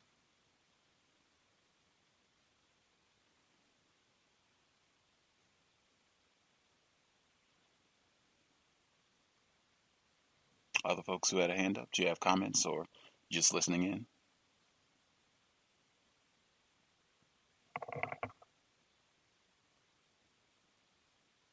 Okay. I assume they might have either some noise in the background or maybe they're just listening in. Anywho, if other folks are listening, if you have comments you want to get in, feel free. Press *6 and then 1 if you want to raise your hand if you have comments to add. Just going through some of the notes. I think Thomas, if I heard correctly, that came to my mind as well when he was saying about how the romanticized notion of slavery. I just thought that was interesting because Alex Haley did this and also is credited with Roots, even though there was a lawsuit that he lost where they ruled that he had plagiarized aspects of Roots from a previous work. But the miniseries Roots, a lot of people had the same gripe, even to this day, that's another romanticized notion of slavery. I just thought that was interesting as well. Some of the other things that stood out in the text with Betty Shabazz, where she had been down at Tuskegee, I thought it was interesting because apparently she was there while the Tuskegee syphilis experiment was rolling. That's just how interesting. Some of the other things that stood out where he was going through the code that the Nation of Islam observed with regards to movies and dancing and things that you could and couldn't do. Sports was listed. I just thought that was interesting because Muhammad Ali becomes a pretty prominent figure in all of this later on down the road, and he certainly was involved with sports. And yeah, even I think Minister Malcolm and Betty Shabazz, they took like a vacation to go watch him before he won the championship the first time around. I think they did address that at some level about the significance of him being heavyweight champ in boxing, but I just thought that was interesting. That seems like that's outside the code a little bit, but I do think they addressed why they made an allowance there. Moving forward, let's see, I also thought it was interesting.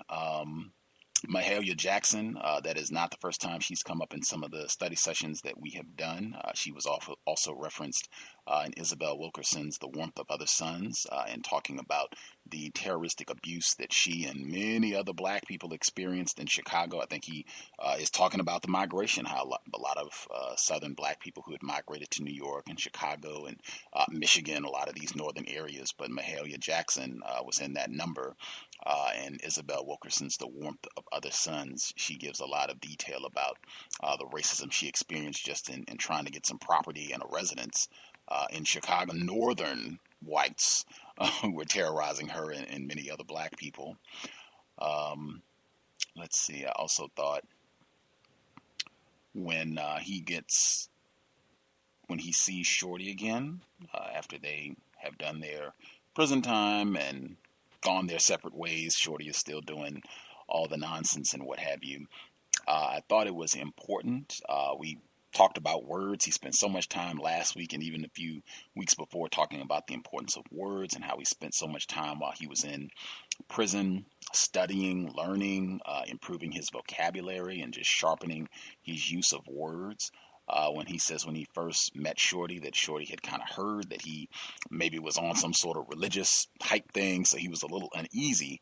And he said that I quickly put him at ease talking the old street talk. And I just think that is hugely important, just the versatility to still be able to use words, even if it's not using all the great $10 words that he's picked up studying the dictionary and reading all these other books and debates and what have you, to be skilled enough to still be able to use words so that you can communicate effectively with other black people, knowing what to say, how to say it, so that you can still communicate. And I mean, he's still on the same thing, being consistent, even though he's picking up and using the old street talk. He's still able to get right back onto, bam, this is what Nation of Islam is about. This is what whites are doing. You should put that pork down, leave those white women alone, boom, boom, boom. That's something I think we can apply right now. In the same vein, him continuing where he's talking about, and this I think is directly in the Spike Lee's version, where Shorty talks about his addiction to pork and white women. That even reminded me of that earlier line where he was talking about how black people who were sexually involved with whites didn't really respect them. This is another one where I had said back a few weeks ago when that line first came up that I didn't think that was accurate. This would be another one where I would say, I don't think that's accurate, and I would use this for further evidence. It seems like Shorty has, in my opinion, a lot of respect, astronomical respect for white women. He is holding them in the highest regard. Let's see, moving forward, some of the other things. The rape comes up again. This is going to be a book that I use in the future when people balk at bringing up sexual intercourse and, well, why are you getting into my personal affairs and what I do in the bedroom? It's none of your business. Hey. Minister Malcolm X's autobiography. We're about at the halfway point now. This book spends a significant amount of time on white people's sexual perversions and them sexually exploiting black people. It is hugely important. And again, I really don't hear very many people talk about that. They, as I've said before, they will talk about Minister Malcolm being sexually involved with Sophia and his own exploits, but they really don't reference his consistent analysis of all the perversions and things that he was seeing and the long-running exploitation all the way back to the slave ships, which says they couldn't even wait until they, got on land. This rape of black people started immediately. I just don't hear people reference this frequently when they talk about racism, and this is something that I would encourage folks. I'm doing it myself. I would encourage folks, you should bring this up in discussions down the road and see what people have to say, especially people who reference this book and say they have such great regard for Minister Malcolm. I already touched on the romanticizing of slavery. Let's see.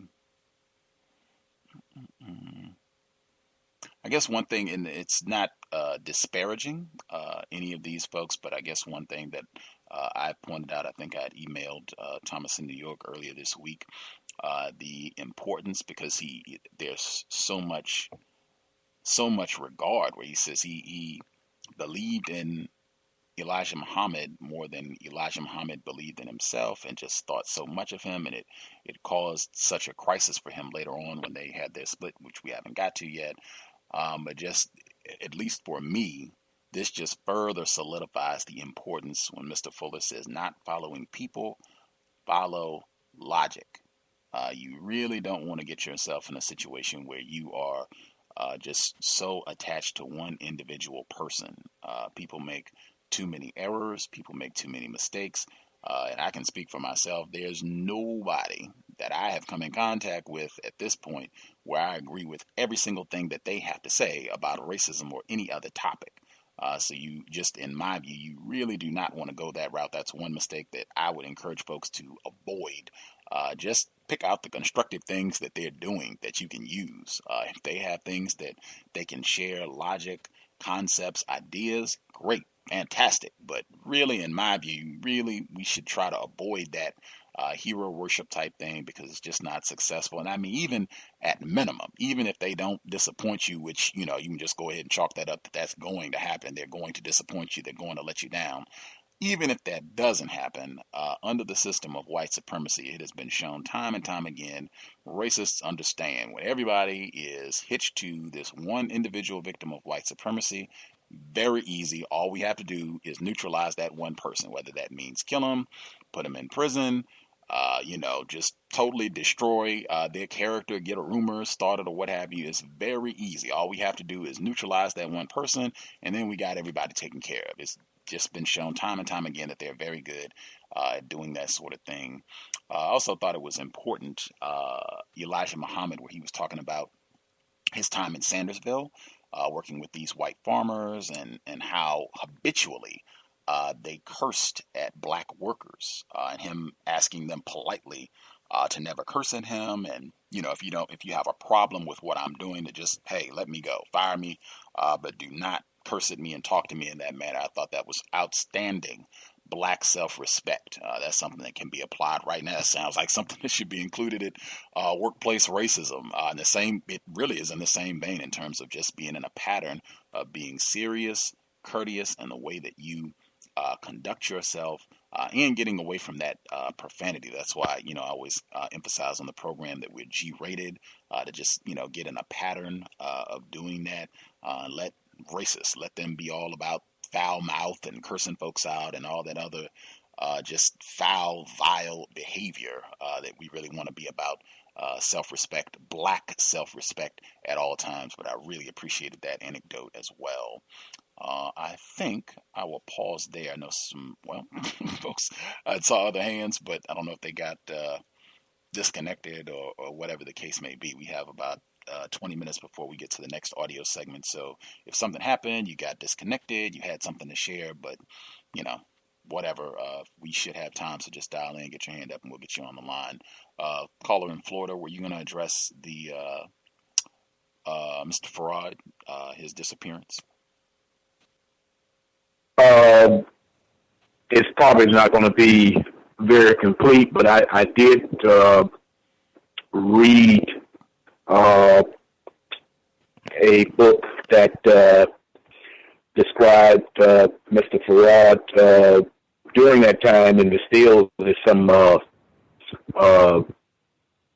the same similar type of businesses that go from door to door, especially during that time, because, for the most part, non-white black people couldn't go to shopping stores and whatnot. And during that time, which was during the 20s and the 30s, black people were able to get merchandise and different things from door-to-door salesmen. And this is one of the things that I've read with Mr. Farad, what he did for a living. And in turn, after he was, in part of making his sales, he also was basically sharing with non-white black people this understanding of Islam.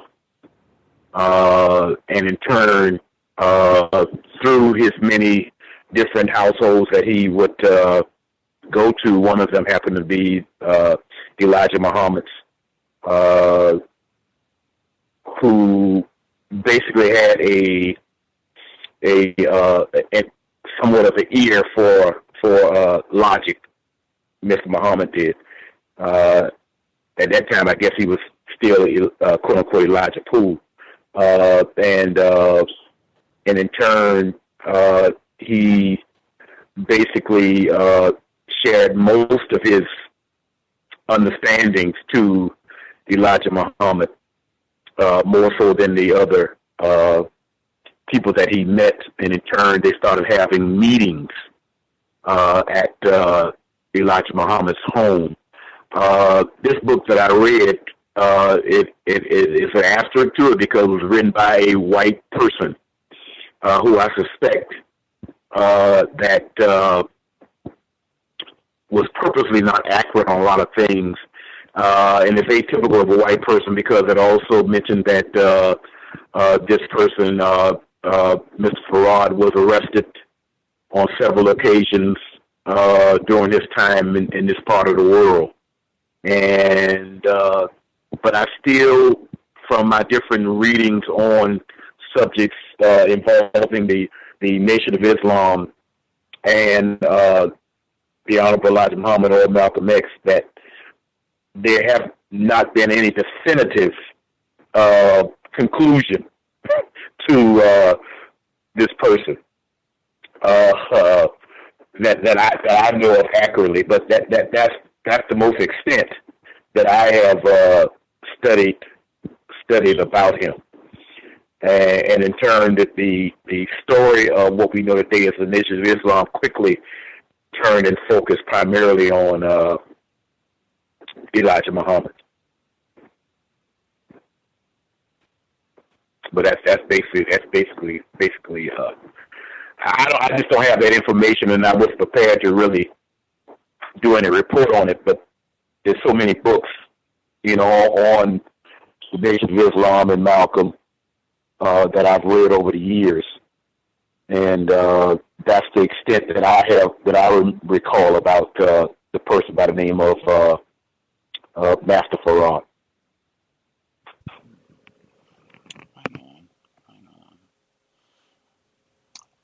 About 15 minutes in the second audio segment. If folks have other things that they want to get in during this portion, the caller at 9085, you should be with us as well.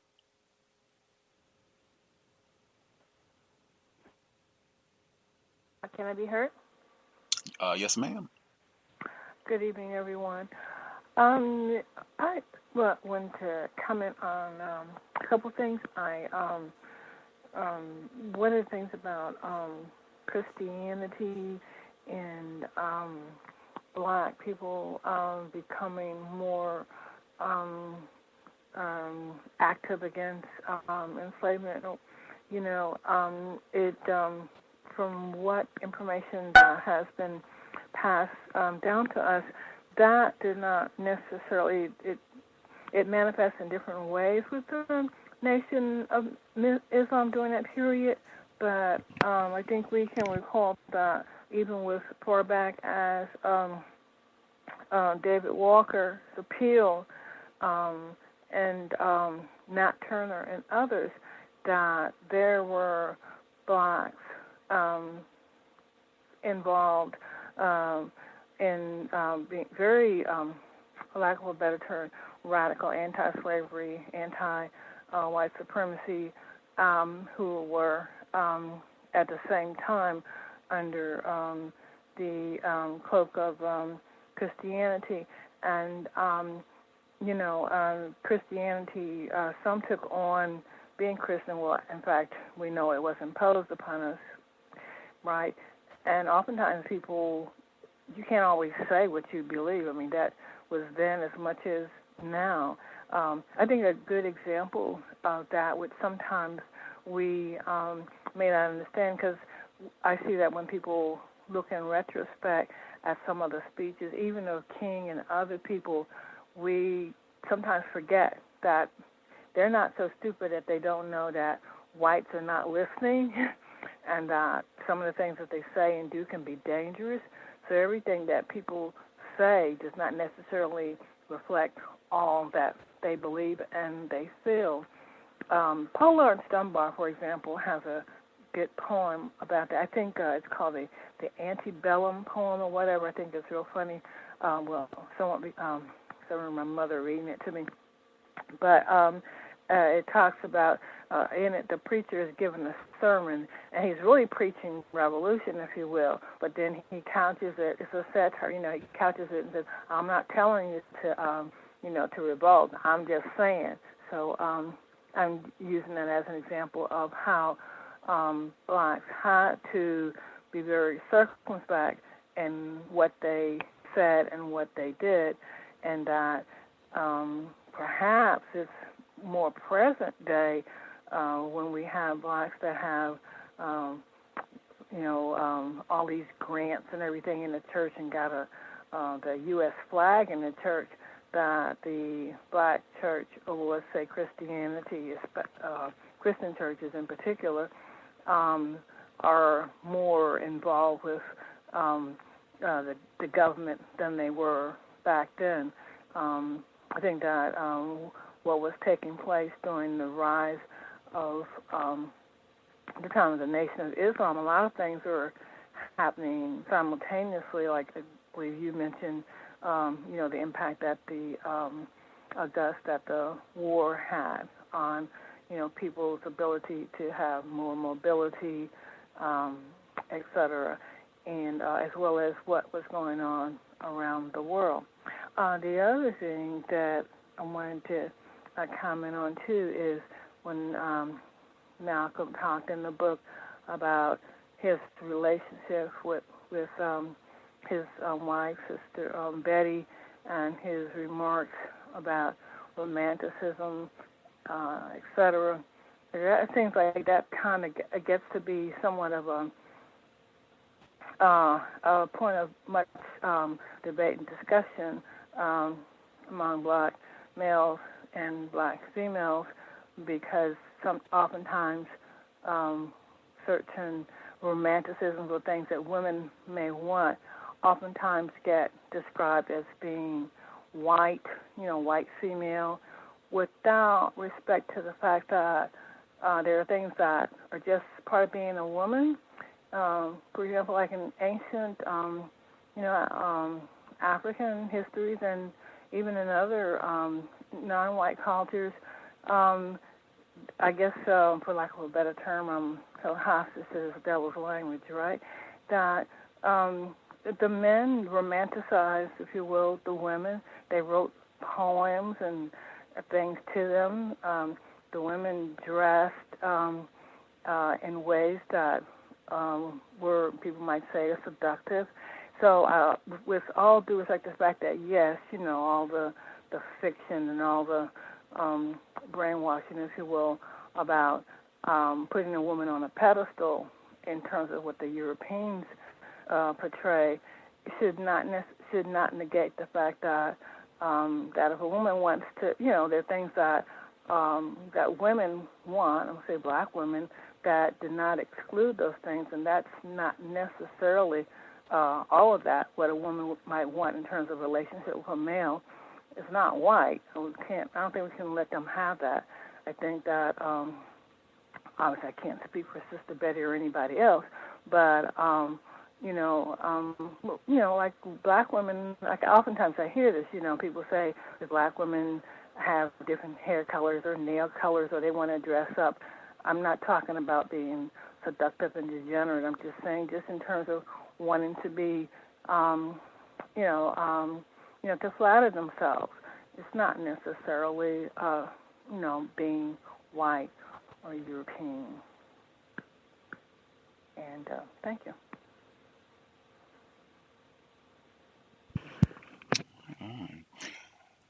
We have about 7 minutes before we get to the second audio clip. Anybody have anything else they wanted to make sure they got in before we get to the second clip?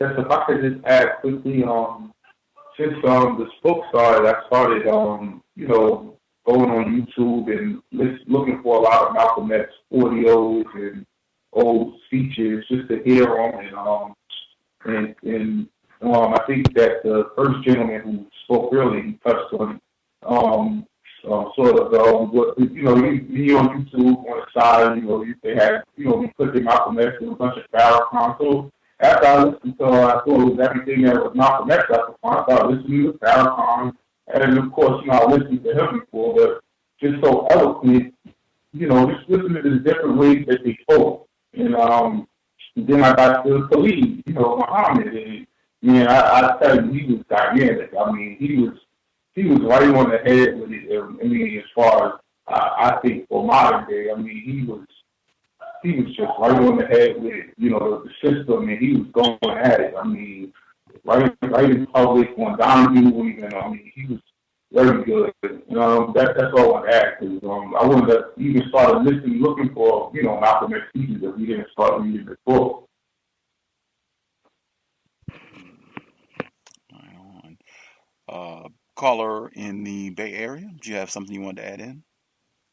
Yes, real quick. I thought it was interesting how he spoke on the woman and how they would feel a particular way when he would speak directly to the women, and how they would tease the men about the reason why they are not, rushing to get married or choose a mate is because he's not showing an interest.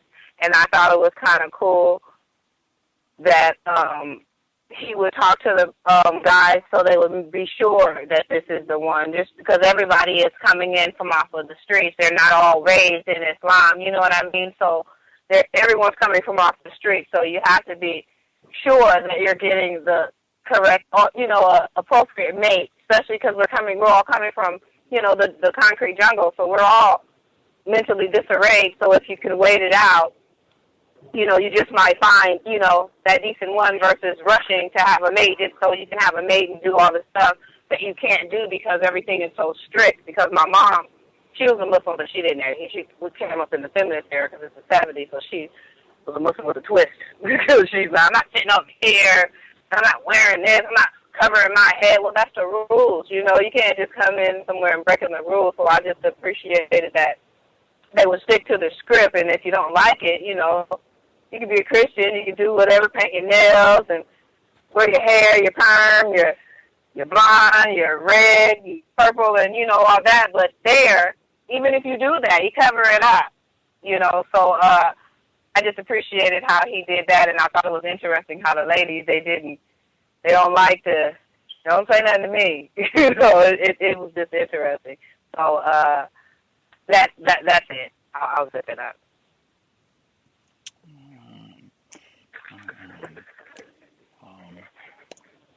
About 3 minutes left. If folks have anything quick they want to get in before we get to the second audio segment, just to echo the previous caller when they talked about the black hustlers and their demise when Minister Malcolm comes back and is seeing these guys and they're heroin addicts and just struggling in poor health and can't even really take care of themselves. A lot of that seems consistent with what is still happening, unfortunately, under the system. And just that contrast, these were folks, I think, when he was talking about the character, he would go out and prey on black females specifically, so he could take advantage of them and rob them and steal from them and all this other stuff. And all these folks that were going around breaking in people's houses and what have you, where you can prey on and terrorize other black people for a brief period of time. But even with that, it is a very short shelf life that they've already got things designed where they know you're probably going to be in greater confinement or likelihood of getting involved in some sort of conflict that could result in you being killed, or if you just continue to do this, that this is not something that you're going to be able to retire from. You're not going to be able to engage in this sort of criminal activity for 20, 30 years and retire and, have a lavish life and enjoy yourself, that's just not how it's going to go. And that's still largely the case for a good number of black people, even in 2015, unfortunately, but just real just continued unpleasantness, seeing all of that evolve to these folks being older and broken down and in poor health and just struggling, and probably being taken advantage of by other black people now. Unless folks have anything else that they want to get in. One quick thing. Can I? Yes, sir. Oh, yes. I thought it was interesting when he was mentioning about within the Nation of Islam on the different classes that existed that kind of like went beyond just religious teaching. He's codified instructions on how the females, how they should conduct themselves, also the males, how they should conduct themselves. I'm aware also within the Nation of Islam that they had instructions on nutrition, and I thought something that's very very much informative and constructive, because certainly under the system of racist white supremacy, as far as definitions and on what it is to be a man or what it is to be a woman, of course, victims of racism, white supremacy are certainly confused on those subject matters. And here they were attempting to bring some order back into that. I've heard Mr. Fuller and Dr. Welsing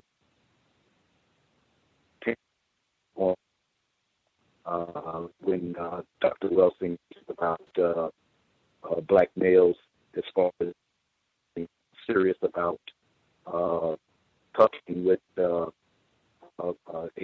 female, they should wait until they're some around early to mid 30s. Females a little bit younger, because females are in my personal opinion, I think females are more at a more mature rate to a lot of things than what males are. And so their age, she suggested this earlier, 2 kids no closer together in age is, I think, 4 years, something like that, because the child deserves to have lap time. Mr. Fuller mentions about how we need to ask more questions to each other before we become serious. We normally only ask about maybe something like 10 to 20, whereas he suggested somewhere in the level of over 100 questions that should be asked to each other before we get serious. But anyway, that's basically I was listening to the last reading session about how the Nation of Islam have that format where they actually had classes, and I think Sister Betty was teaching one of them, if I'm not mistaken. And that's all I wanted to say. Right on. If you didn't get to comment or you had something else that stuck out, just jot a note down so you don't forget.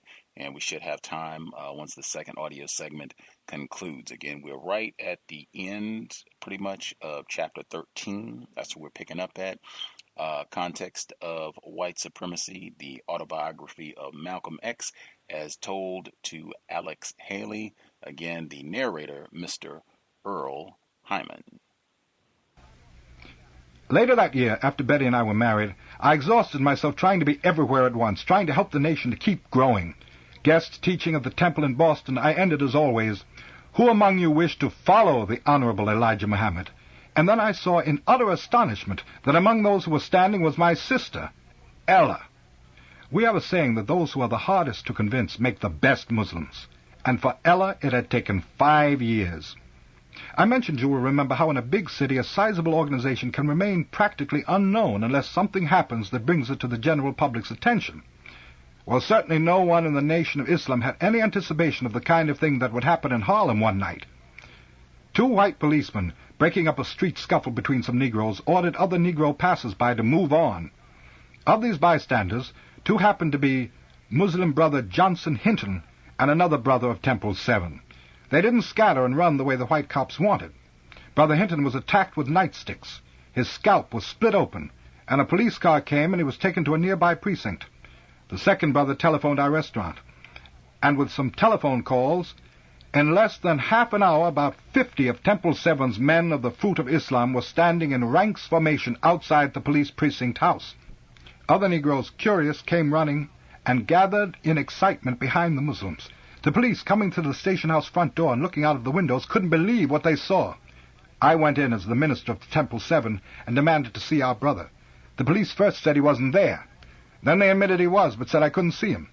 I said that until he was seen and we were sure he received proper medical attention, the Muslims would remain where they were.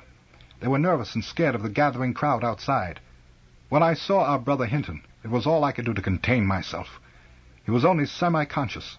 Blood had bathed his head and face and shoulders. I hope I never again have to withstand seeing another case of sheer police brutality like that. I told the lieutenant in charge, "That man belongs in the hospital." They called an ambulance. When it came and Brother Hinton was taken to Harlem Hospital, we Muslims followed in loose formations for about 15 blocks along Lenox Avenue, probably the busiest thoroughfare in Harlem. Negroes who never had seen anything like this were coming out of stores and restaurants and bars and enlarging the crowd following us. The crowd was big and angry, behind the Muslims in front of Harlem Hospital. Harlem's black people were long since sick and tired of police brutality, and they never had seen any organization of black men take a firm stand as we were. A high police official came up to me saying, "Get those people out of there." I told him that our brothers were standing peacefully, disciplined perfectly, and harming no one. He told me those others behind them weren't disciplined. I politely told him those others were his problem. When doctors assured us that Brother Hinton was receiving the best of care, I gave the order, and the Muslims slipped away. The other Negroes' mood was ugly, but they dispersed also when we left. We wouldn't learn until later that a steel plate would have to be put into Brother Hinton's skull. After that operation, the Nation of Islam helped him to sue. A jury awarded him over $70,000, the largest police brutality judgment that New York City has ever paid. For New York City's millions of readers of the downtown papers, it was at that time another one of the periodic racial unrest in Harlem stories. It was not played up because of what had happened, but the police department, to be sure, pulled out and carefully studied the files on the Nation of Islam and appraised us with new eyes. Most important, in Harlem, the world's most heavily populated black ghetto, the Amsterdam News made the whole story headline news, and for the first time, the black man, woman, and child in the streets was discussing those Muslims. Chapter 14. Black Muslims. In the spring of 1959, some months before Brother Johnson Hinton's case had awakened the Harlem black ghetto to us, a Negro journalist, Louis Lomax, then living in New York, asked me one morning whether our Nation of Islam would cooperate in being filmed as a television documentary program for the Mike Wallace Show, which featured controversial subjects. I told Lomax that, naturally, anything like that would have to be referred to the Honorable Elijah Muhammad, and Lomax did fly to Chicago to consult Mr. Muhammad. After questioning Lomax, then cautioning him against some things he did not desire, Mr. Muhammad gave his consent. Cameramen began filming Nation of Islam scenes around our mosques in New York, Chicago, and Washington, D.C. Sound recordings were made of Mr. Muhammad and some ministers, including me, teaching black audiences the truths about the brainwashed black man and the devil white man. At Boston University around the same time, C. Eric Lincoln, a Negro scholar then working for his doctorate, had selected for his thesis subject the Nation of Islam. Lincoln's interest had been aroused the previous year when, teaching at Clark College in Atlanta, Georgia, he received from one of his religion students a term paper whose introduction I can now quote from Lincoln's book.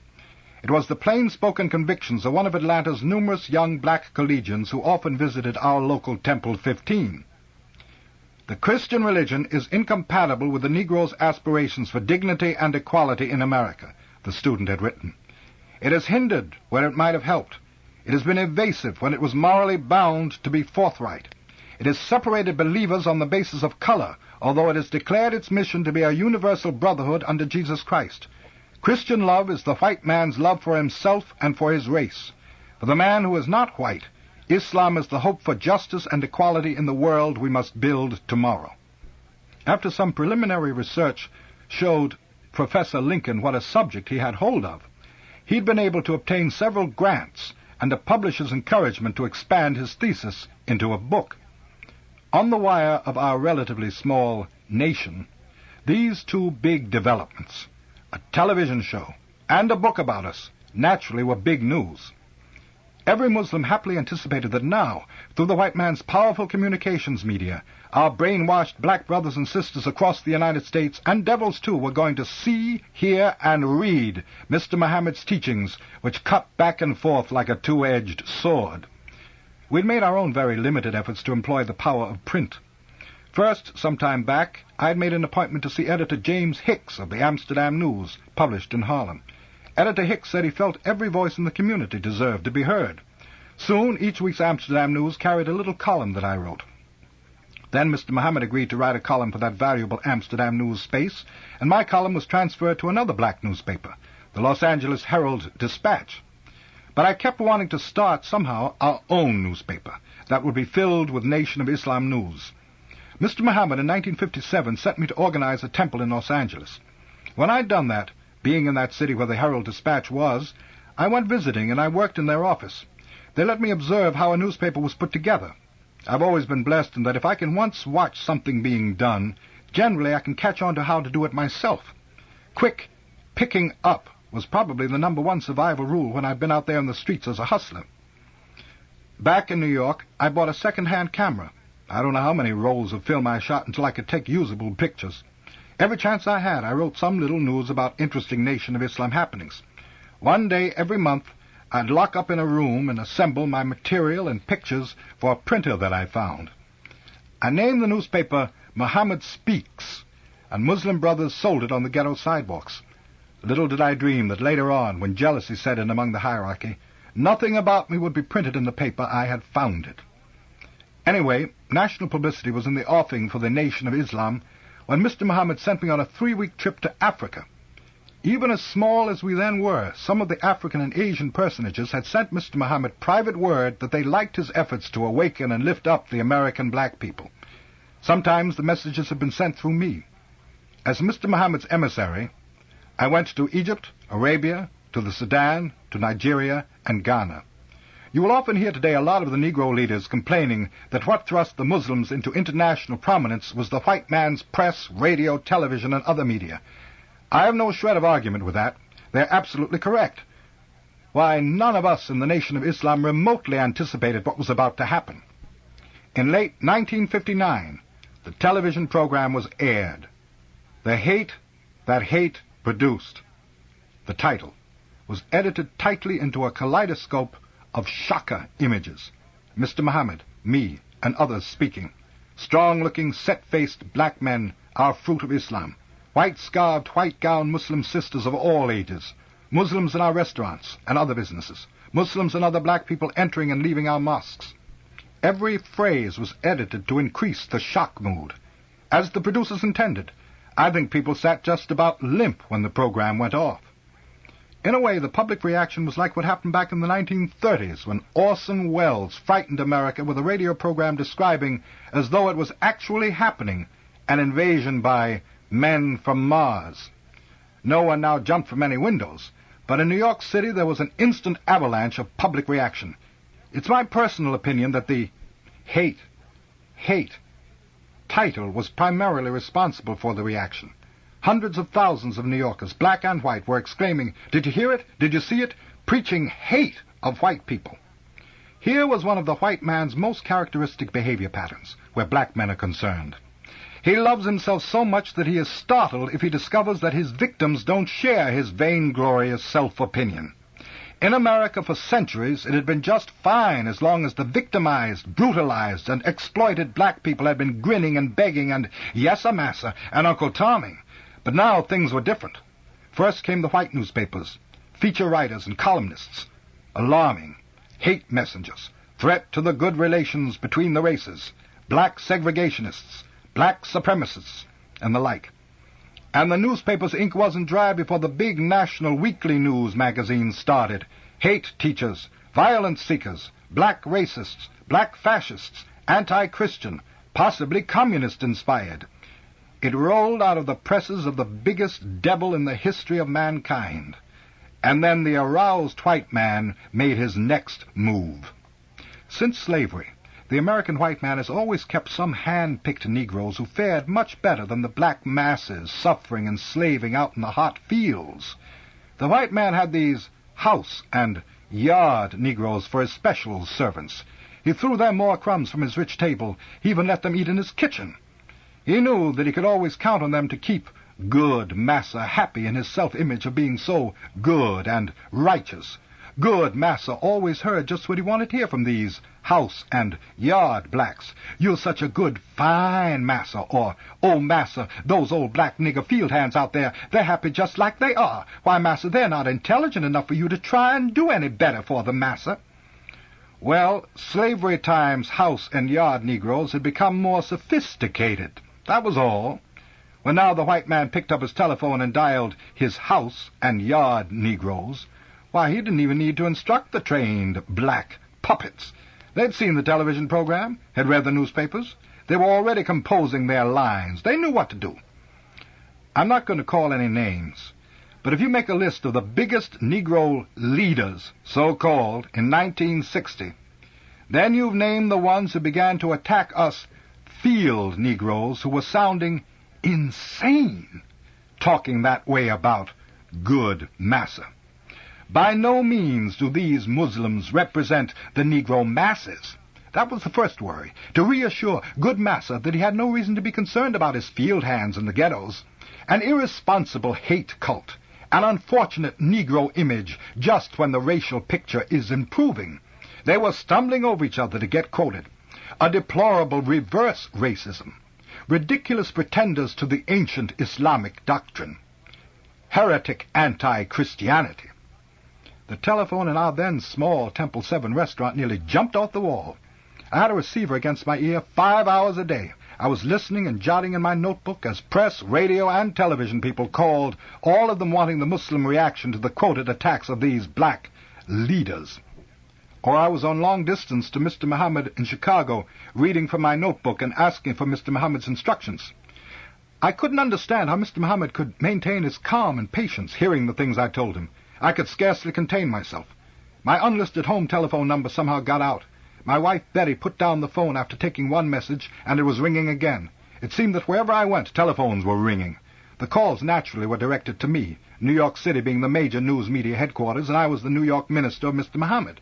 Calls came long distance from San Francisco to Maine, from even London, Stockholm, Paris. I would see a Muslim brother at our restaurant, or Betty at home, trying to keep cool. They'd hand me the receiver, and I couldn't believe it either. One funny thing, in all that hectic period, something quickly struck my notice. The Europeans never pressed the hate question. Only the American white man was so plagued and obsessed with being hated. He was so guilty, it was clear to me, of hating Negroes. Mr. Malcolm X, why do you teach black supremacy and hate? A red flag waved for me. Something chemical happened inside me every time I heard that. When we Muslims had talked about the devil white man, he had been relatively abstract, someone we Muslims rarely actually came into contact with. But now here was that devil in the flesh on the phone, with all of his calculating, cold-eyed, self-righteous tricks and nerve and gall.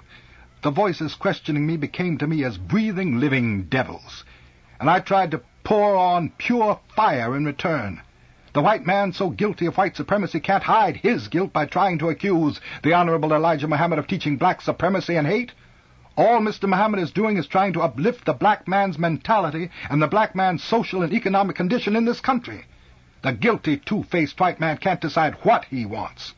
Our slave foreparents would have been put to death for advocating so-called integration with the white man.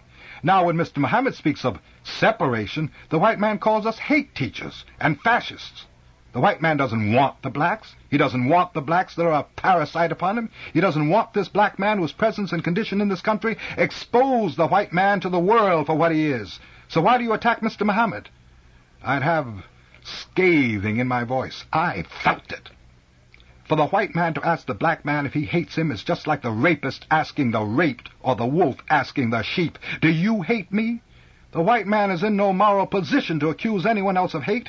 Why, when all of my ancestors are snake-bitten, and I'm snake-bitten, and I warn my children to avoid snakes, what does that snake sound like accusing me of hate teaching? Mr. Malcolm X, those devils would ask, why is your fruit of Islam being trained in judo and karate? An image of black men learning anything suggesting self-defense seemed to terrify the white man.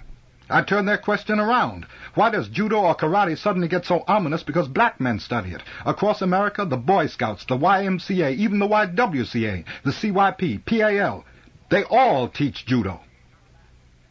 It's all right, it's fine. until black men teach it. Even little grammar school classes, little girls are taught to defend themselves.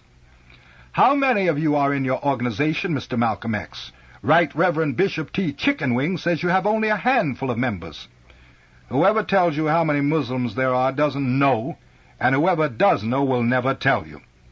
The Bishop Chickenwings were also often quoted about our anti-Christianity. I'd fire right back on that. Christianity is the white man's religion. The Holy Bible in the white man's hands and his interpretations of it have been the greatest single ideological weapon for enslaving millions of non-white human beings. Every country the white man has conquered with his guns, he has always paved the way and salved his conscience by carrying the Bible and interpreting it to call the people heathens and pagans. Then he sends his guns, then his missionaries behind the guns to mop up. White reporters, anger in their voices, would call us demagogues, and I would try to be ready after I'd been asked the same question 2 or 3 times. Well, let's go back to the Greek, and maybe you will learn the first thing you need to know about the word demagogue. Demagogue means, actually, teacher of the people. And let's examine some demagogues. The greatest of all Greeks, Socrates, was killed as a demagogue. Jesus Christ died on the cross because the Pharisees of his day were upholding their law, not the Spirit. The modern Pharisees are trying to heap destruction upon Mr. Muhammad, calling him a demagogue, a crackpot, and fanatic. What about Gandhi, the man that Churchill called a naked little fakir, refusing food in a British jail? But then 250 million people, a whole subcontinent, rallied behind Gandhi, and they twisted the British lion's tail. What about Galileo standing before his inquisitors saying, the earth does move? What about Martin Luther nailing on a door his thesis against the all-powerful Catholic Church which called him heretic? We, the followers of the Honorable Elijah Muhammad, are today in the ghettos, as once the sect of Christianity's followers were like termites in the catacombs and the grottos, and they were preparing the grave of the mighty Roman Empire. I can remember those hot telephone sessions with those reporters as if it were yesterday. The reporters were angry. I was angry. When I'd reach into history, they'd try to pull me back to the present. They would quit interviewing, quit their work, trying to defend their personal white devil selves. They would unearth Lincoln and his freeing of the slaves. I'd tell them things Lincoln said in speeches against the blacks. They would drag up the 1954 Supreme Court decision on school integration. That was one of the greatest magical feats ever performed in America, I tell them. Do you mean to tell me that 9 Supreme Court judges who are past masters of legal phraseology couldn't have worked their decision to make it stick as law? No. It was trickery and magic that told Negroes they were desegregated. Hooray, hooray! And at the same time it told whites, here are your loopholes. The reporters would try their utmost to raise some good white man whom I couldn't refute as such. I'll never forget how one practically lost his voice. He asked me, did I feel any white man had ever done anything for the black man in America? I told him, yes, I can think of 2, Hitler and Stalin. The black man in America couldn't get a decent factory job until Hitler put so much pressure on the white man, and then Stalin kept up the pressure. But I don't care what points I made in the interviews, it practically never got printed the way I said it. I was learning under fire how the press, when it wants to, can twist and slant. If I'd said, Mary had a little lamb, what probably would have appeared was Malcolm X lampoons Mary.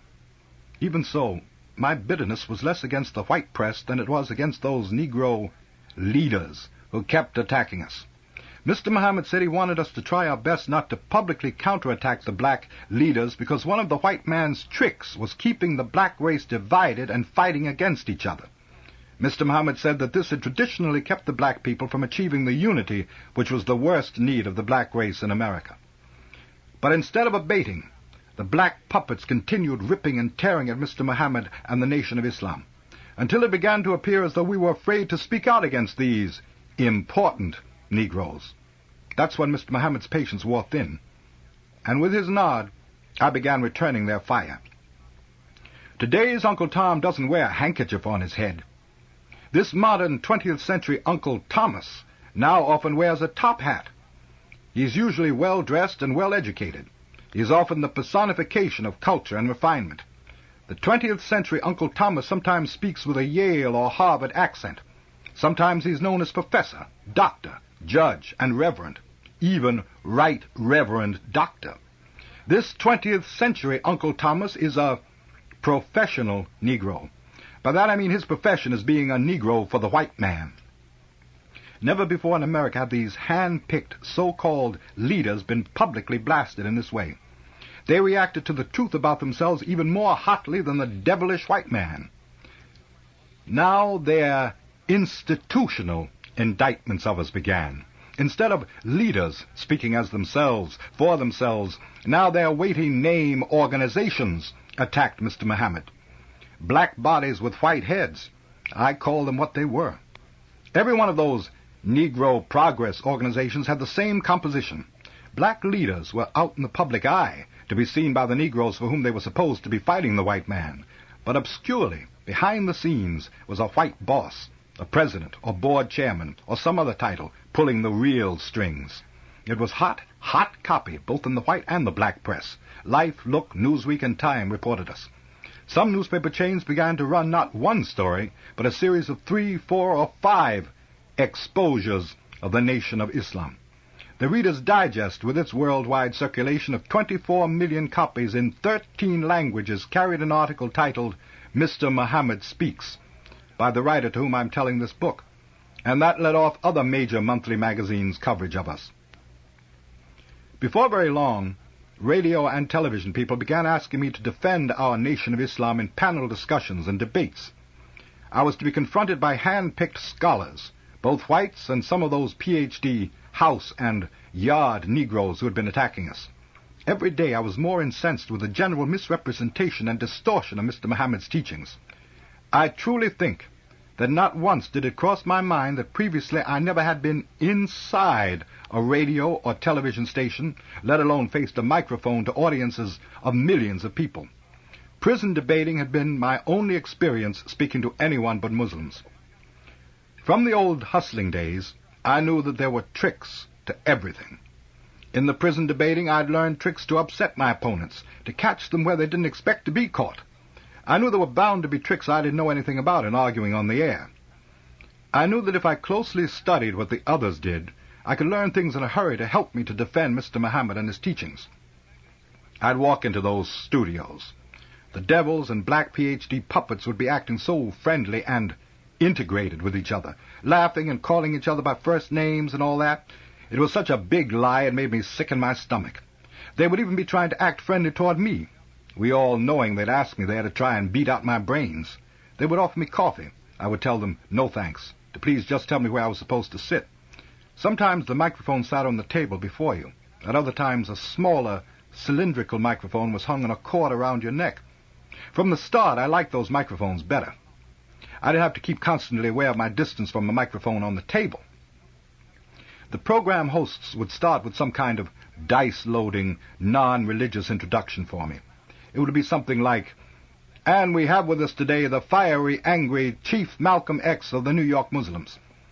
I made up my own introduction. At home or driving my car, I practiced until I could interrupt a radio or television host and introduce myself.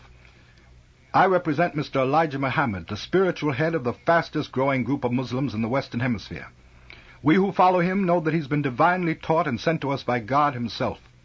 We believe that the miserable plight of America's 20 million black people is the fulfillment of divine prophecy.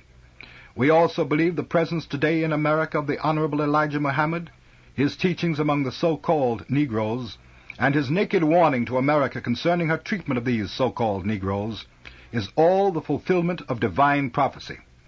I am privileged to be the minister of our Temple number 7 here in New York City, which is a part of the Nation of Islam under the divine leadership of the Honorable Elijah Muhammad. I would look around at those devils and their trained black parrots staring at me while I was catching my breath, and I had set my tone. They would outdo each other, leaping in on me, hammering at Mr. Muhammad, at me, and at the Nation of Islam. Those integration-mad Negroes, you know what they jumped on. Why couldn't Muslims see that integration was the answer to American Negroes' problems? I try to rip that to pieces. No sane black man really wants integration. No sane white man really wants integration. No sane black man really believes that the white man ever will give the black man anything more than token integration. No. The Honorable Elijah Muhammad teaches that for the black man in America, the only solution is complete separation from the white man. Anyone who's ever heard me on radio or television programs knows that my technique is non-stop until what I want to get said is said. I was developing the technique then. The Honorable Elijah Muhammad teaches us that since Western society is deteriorating, it has become overrun with immorality, and God is going to judge it and destroy it. And the only way the black people caught up in the society can be saved is not to integrate into this corrupt society, but to separate from it to a land of our own, where we can reform ourselves, lift up our moral standards, and try to be godly. The Western world's most learned diplomats have failed to solve this grave race problem. Her learned legal experts have failed. Her sociologists have failed. Her civil leaders have failed. Her fraternal leaders have failed. Since all of these have failed to solve this race problem, it is time for us to sit down and reason. I am certain that we will be forced to agree that it takes God himself to solve this grave racial dilemma. Every time I mentioned separation, some of them would cry that we Muslims were standing for the same thing that white racists and demagogues stood for. I would explain the difference. No, we reject segregation even more militantly than you say you do. We want separation, which is not the same. The Honorable Elijah Muhammad teaches us that segregation is when your life and liberty are controlled, regulated by someone else. To segregate means to control. Segregation is that which is forced upon inferiors by superiors, but separation is that which is done voluntarily by two equals for the good of both.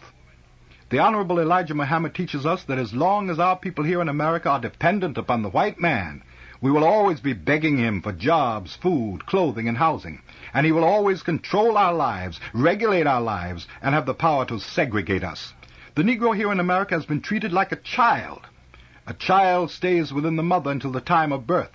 When the time of birth arrives, the child must be separated, or it will destroy its mother and itself. The mother can't carry that child after its time. The child cries for and needs its own world. Anyone who has listened to me will have to agree that I believed in Elijah Muhammad and represented him 100%. I never tried to take any credit for myself. I was never in one of those panel discussions without some of them just waiting their chance to accuse me of inciting Negroes to violence. I didn't even have to do any special studying to prepare for that one.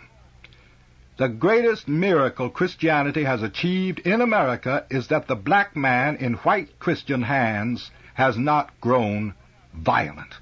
It is a miracle that 22 million black people have not risen up against their oppressors, in which they would have been justified by all moral criteria and even by the democratic tradition. It is a miracle that a nation of black people has so fervently continued to believe in a turn the other cheek and heaven for you after you die philosophy. It is a miracle that the American black people have remained a peaceful people while catching all the centuries of hell that they have caught here in white man's heaven. The miracle is that the white man's puppet Negro leaders, his preachers, and the educated Negroes laden with degrees, and others who have been allowed to wax fat off their black poor brothers, have been able to hold the black masses quiet until now. I guarantee you one thing. Every time I was mixed up in those studios with those brainwashed, integration-mad black puppets and those tricky devils trying to rip and tear me down, as long as the little red light glowed on the air, I tried to represent Elijah Muhammad and the Nation of Islam to the utmost. Context of White Supremacy. We are midway through chapter 14. That's where we will pick up at for next week's study session at the halfway point of the book. Quickly, before we get to the callers, we were right on time with this week's audio. I started off with one of his lectures, Mr. Malcolm X from 1961, where he referenced the Herald Dispatch, a black newspaper in Los Angeles. mentioned it in this week's segment, and then firefighter in Florida referenced the hate that produced hate. That also got picked up in this segment. While I was listening, I was able to download C. Eric Lincoln's Black Muslims in America. That's online for free. If folks want to check that out, they have it in PDF, Kindle, iBook format, whatever you would like, or you can just read it online, but that's also there if you want to check that out and do some research. But right in line. At any rate, we will go ahead and get to the phone lines. I'll try and get the folks who were not able to participate in the first section, first audio discussion. I'll get them first and then get everybody else that's on the line. I think Joy should be with us. Feel free. Number again, 760-569-7676, and the code is 564943#. Joy, go right ahead.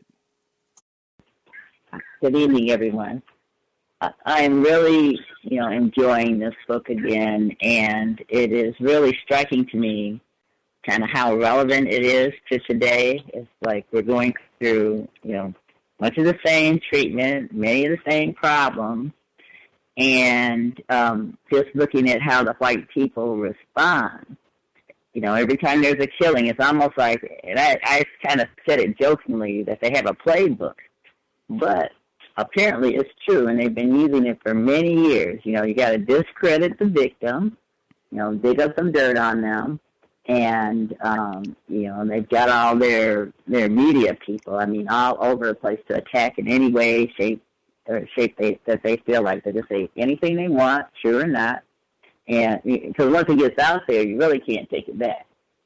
And then they can control the opinion of everyone, like they said with the, everybody was frightened. The entire country of these black Muslims that they really were unaware of until Mike Wallace kind of made this hatred thing. And it's the same thing they're doing with the ISIS people. They hate us. They're trying to kill us because they hate us. And but we never really get to hear the other side. And so I think it's really a lesson to be learned, just to be very, very skeptical of anything that they're promoting on TV. It's about any group of people, us and any other non-white people, and just basically question everything. And I'll mute my line. Right on. Make sure I get Mr. Demry 4, and then all the other folks that are with us, we will nab you as well. Mr. Demry 4, did you have comments you wanted to get in, sir? Yes, can I be heard? Yes, sir. Greetings, Gus. Greetings to the other callers and listeners. I got turned around on the time. I'm on the West Coast right now, and I got my times mixed up, so I missed the first part. And if some people already covered this, just bear with me. I'll, try to catch up. But the one question that, I had concerning the book was whether Bimby was a Muslim or not. But I think the confusion started with me watching the movie and then comparing to the book. And in Spike Lee's movie, the character that befriended Malcolm in prison was called Baines. He was played by Albert Hall, but he took on the similarities to Bimby, which wasn't quite accurate, because I don't think that Bimby was a Nation of Islam member because he introduced Malcolm to literature and not religion.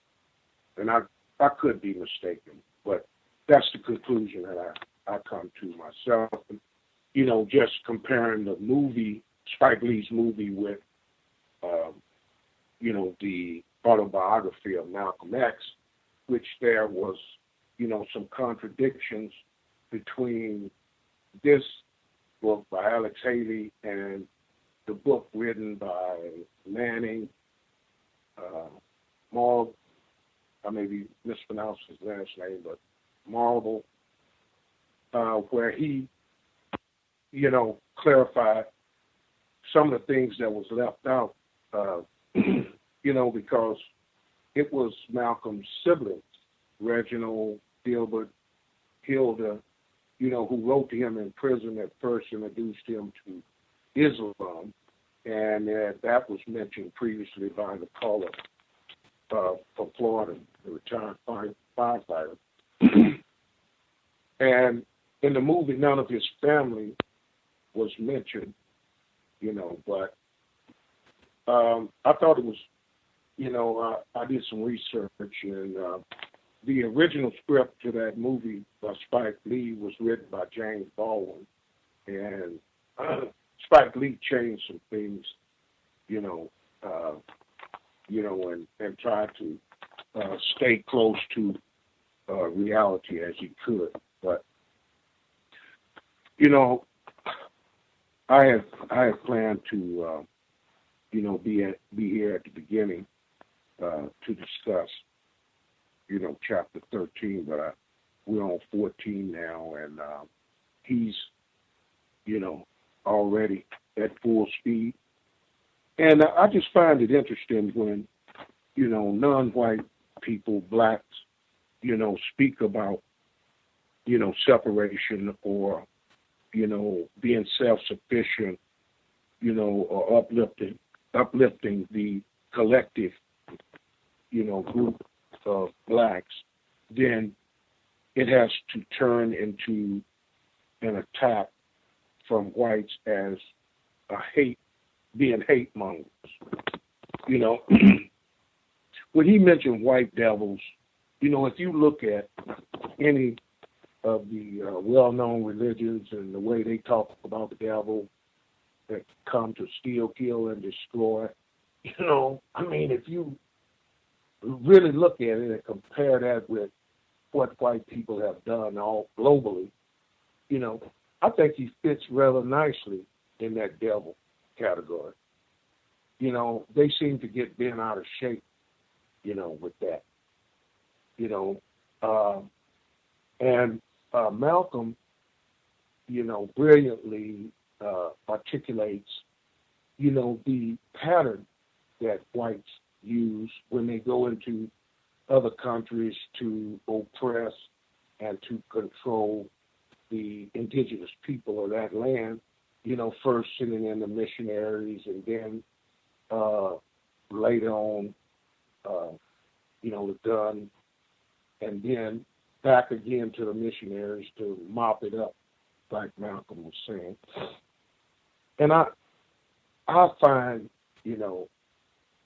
what he's saying to be relevant, like the last caller said, even today, and the same things are going on, and we are reacting the same way collectively as non-white people. The anti-blackness that was, it was vicious back then, and it's still prevalent today, but the Honorable Elijah Muhammad was teaching against, counter-attacking other blacks, because that was a trick of the white man to keep us at each other.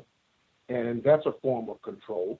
When you're arguing and bickering with each other, then he can easily control a group in that manner.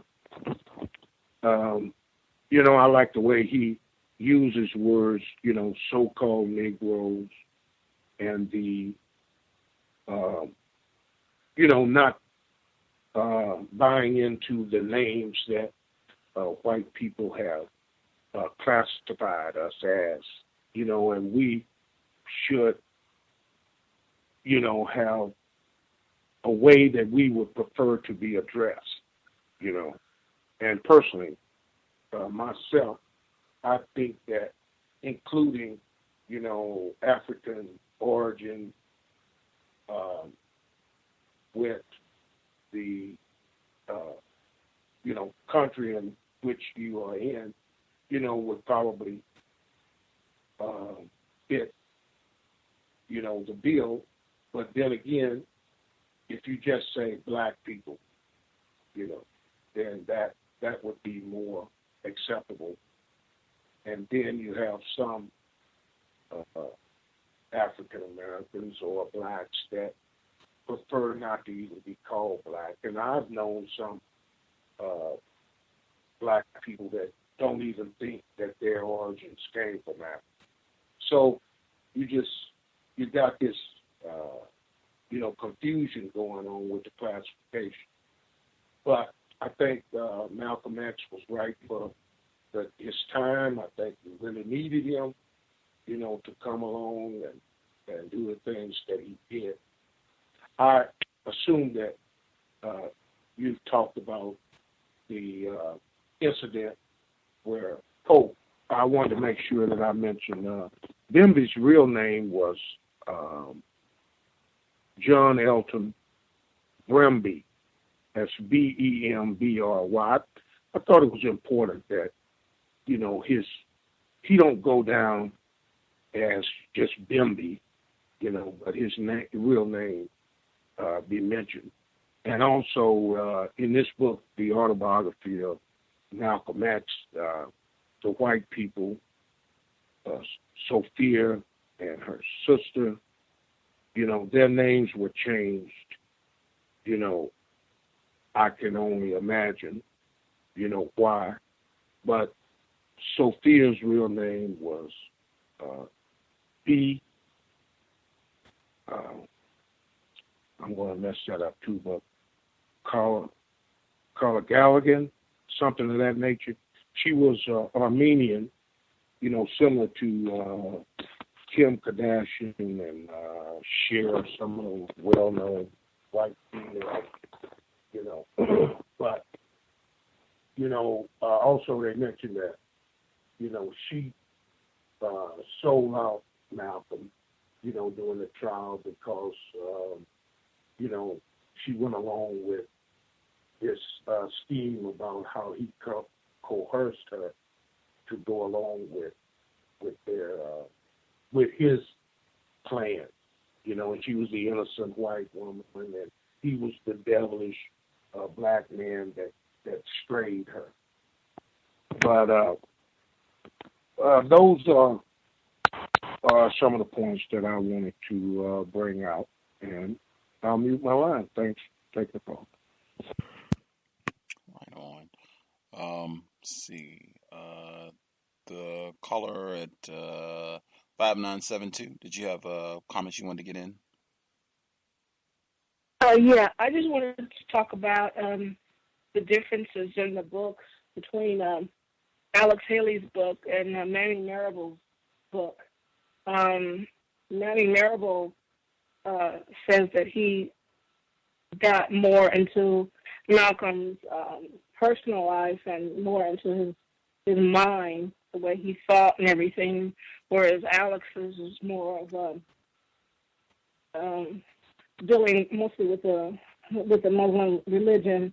But a lot of people didn't like Manning Marable's book. That's because Manning Marable insinuated that Malcolm was gay, and that's the reason why he didn't want to spend time at home while he was always gone, and that his wife Betty was really domineering, and it was hard for Malcolm to get along with her, and Malcolm really wanted a boy, and I guess he kind of, I don't know, maybe somehow blamed Betty for not giving him a boy.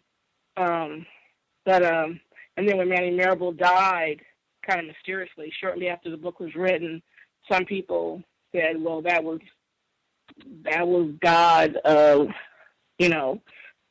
doing that for this guy writing this, trashy book about Malcolm, which I don't know. I kind of, believe kind of in a way both of them. I guess you have to take what you want to believe from either one of them, because they were saying that since Alex Haley was a Republican and he was kind of suspicious, and he might have been a spy or something for the black community. I heard that people said that maybe you shouldn't believe all the things he said, that he might just put his own spin on it.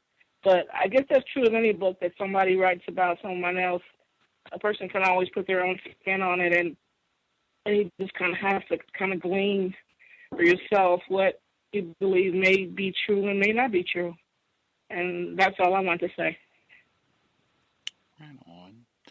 I think we got all the folks who had not commented at all. Any of the other folks who are on the line, if you had any comments to share from the second audio segment, feel free. Can I speak? Yes, ma'am. Okay. When it first opened, I guess in chapter 13, his sister Ella, which I was talking about earlier, I like the fact that Malcolm X didn't beat her over the head with his religion. He just let her come at her own free will, and she did. She did make the transition after 5 years. Also, one of the things that I really picked up is I like the fact, me studying marketing and everything, marketing person, is that I like the fact how he said when he went to talk to the media, how he set the tone. That's very important because, Gus, you always talk about that. When we're at work, we should kind of set the tone this way. We start off, don't let them define who we are.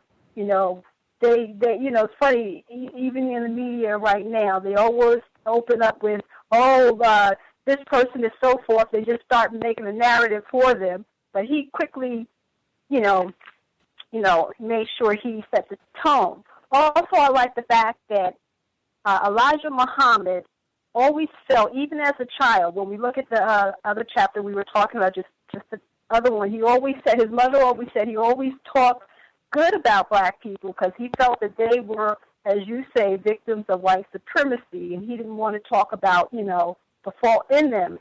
And he also said here that he didn't want Malcolm to really try to really talk about the black preachers and things of that nature because he said it was one of the tricks that white people try to really divide us. So that was very interesting how he, tried to really keep things together.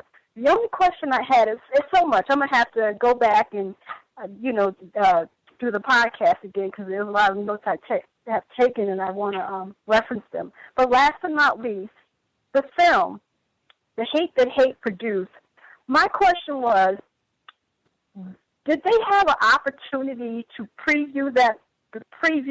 Because, they just preface it totally different. He made a statement here. He said, if I said Mary had a little lamb, they would say Malcolm lampoons Mary. Just change the whole narrative. And that's what they did in that film because I think I saw excerpts a long time ago. I have to revisit it. But I'm just thinking, didn't they give them a preview of the film before it came out or something to that extent? And I'll mute my line. Thank you so much, and I really enjoyed the show. Other folks who haven't shared yet have comments they want to get in?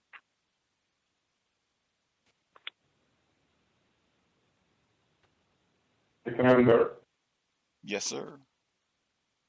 Yeah, I had a quick comment, man. He hit it right on the head. I think Elijah Muhammad, he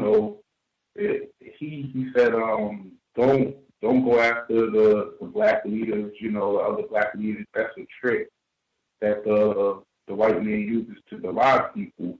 But I think Malcolm understood that, that's not a trick. They ain't set that whole thing up. Those black leaders work for the white people. And that's why we went after them, And I say, see the same thing today.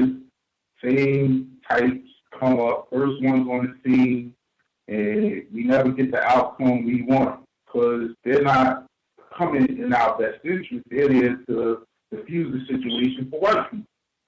And I think that's still happening, that was happening, and they run the same game, and we still fall for it. My last question to the link, because I'm not familiar with that other text. Was that a black man that wrote that text that said Malcolm X was gay? Or was that a white man who wrote that text? That's my last question. Manning Marble's a black male, deceased now. Oh, okay.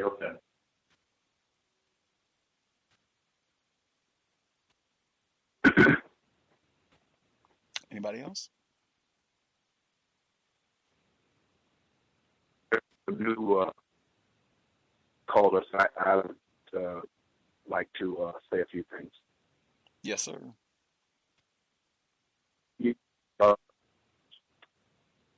At this point in time, after the book by Mr. Lincoln, the documentary that came out of New York, which we all know is at that time, probably still now, it's like the media capital of the world.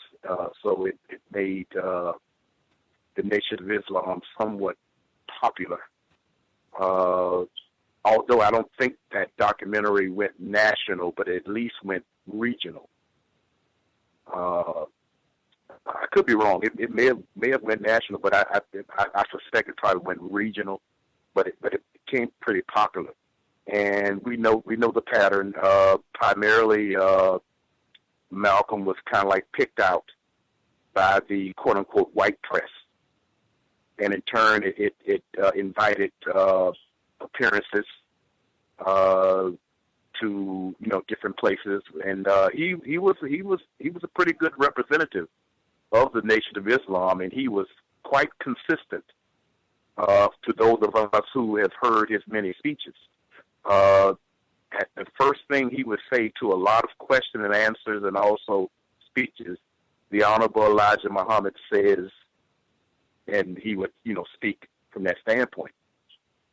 But he became quite popular because never at that. Also, he came at a time when technology had a tremendous shift and things started becoming popular. The television became popular, and some other things became quite popular, more closer to what is being done today. And in turn, he became a quote-unquote celebrity status almost. I suspect this started his personal physical demise through conflict, which eventually developed during this early stage, I think. When I see his images and whatnot through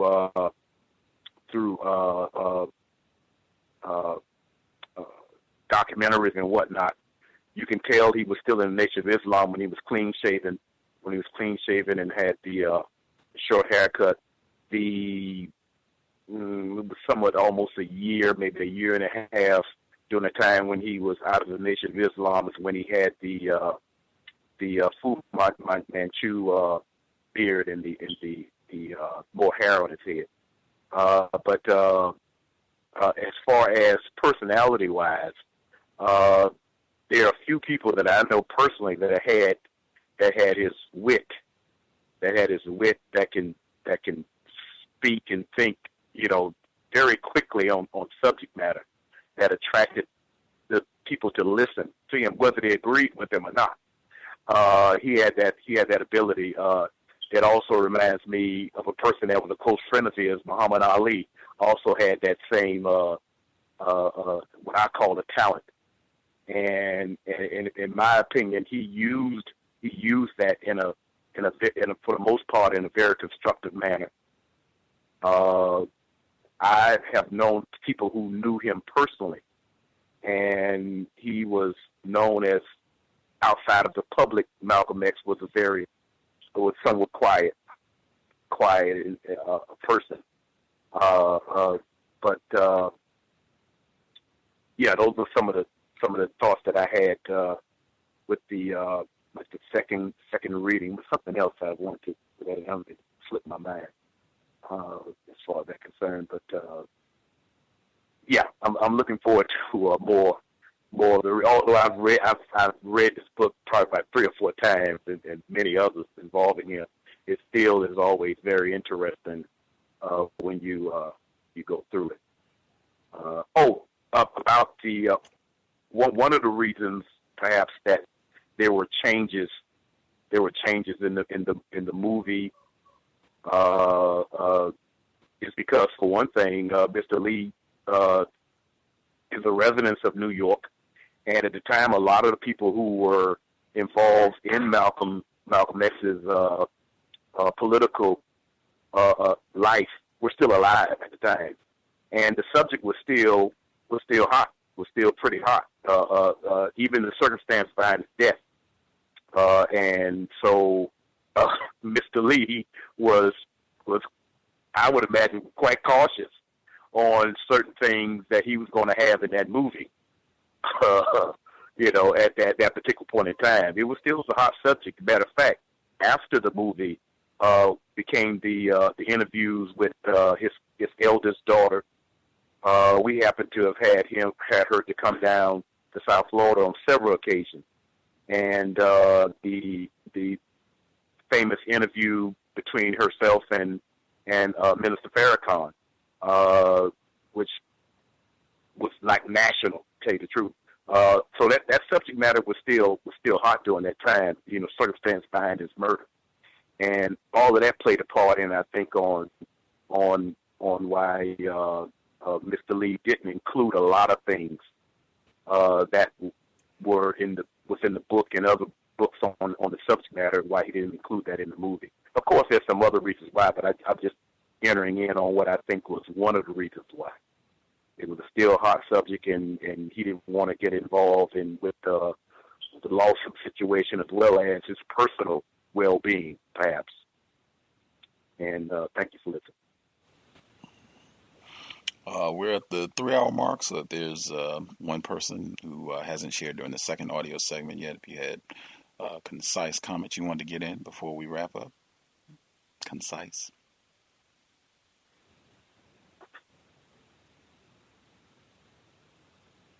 If not, that's great too.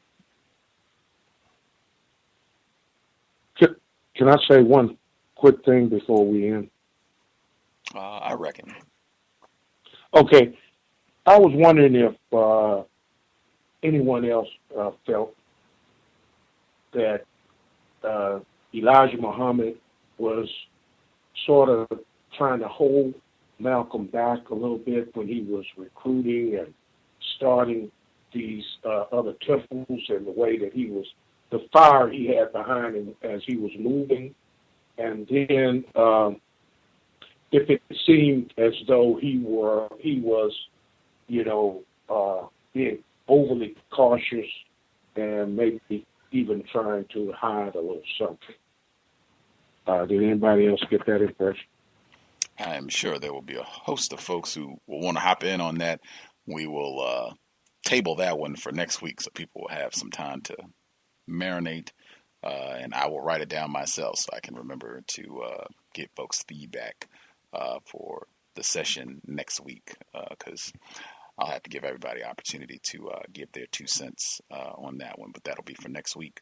Was Elijah Muhammad holding back Minister Malcolm in any way, or do we think that could have been happening, or his enthusiasm to go out and try and build up the Nation of Islam in the 50s and 60s?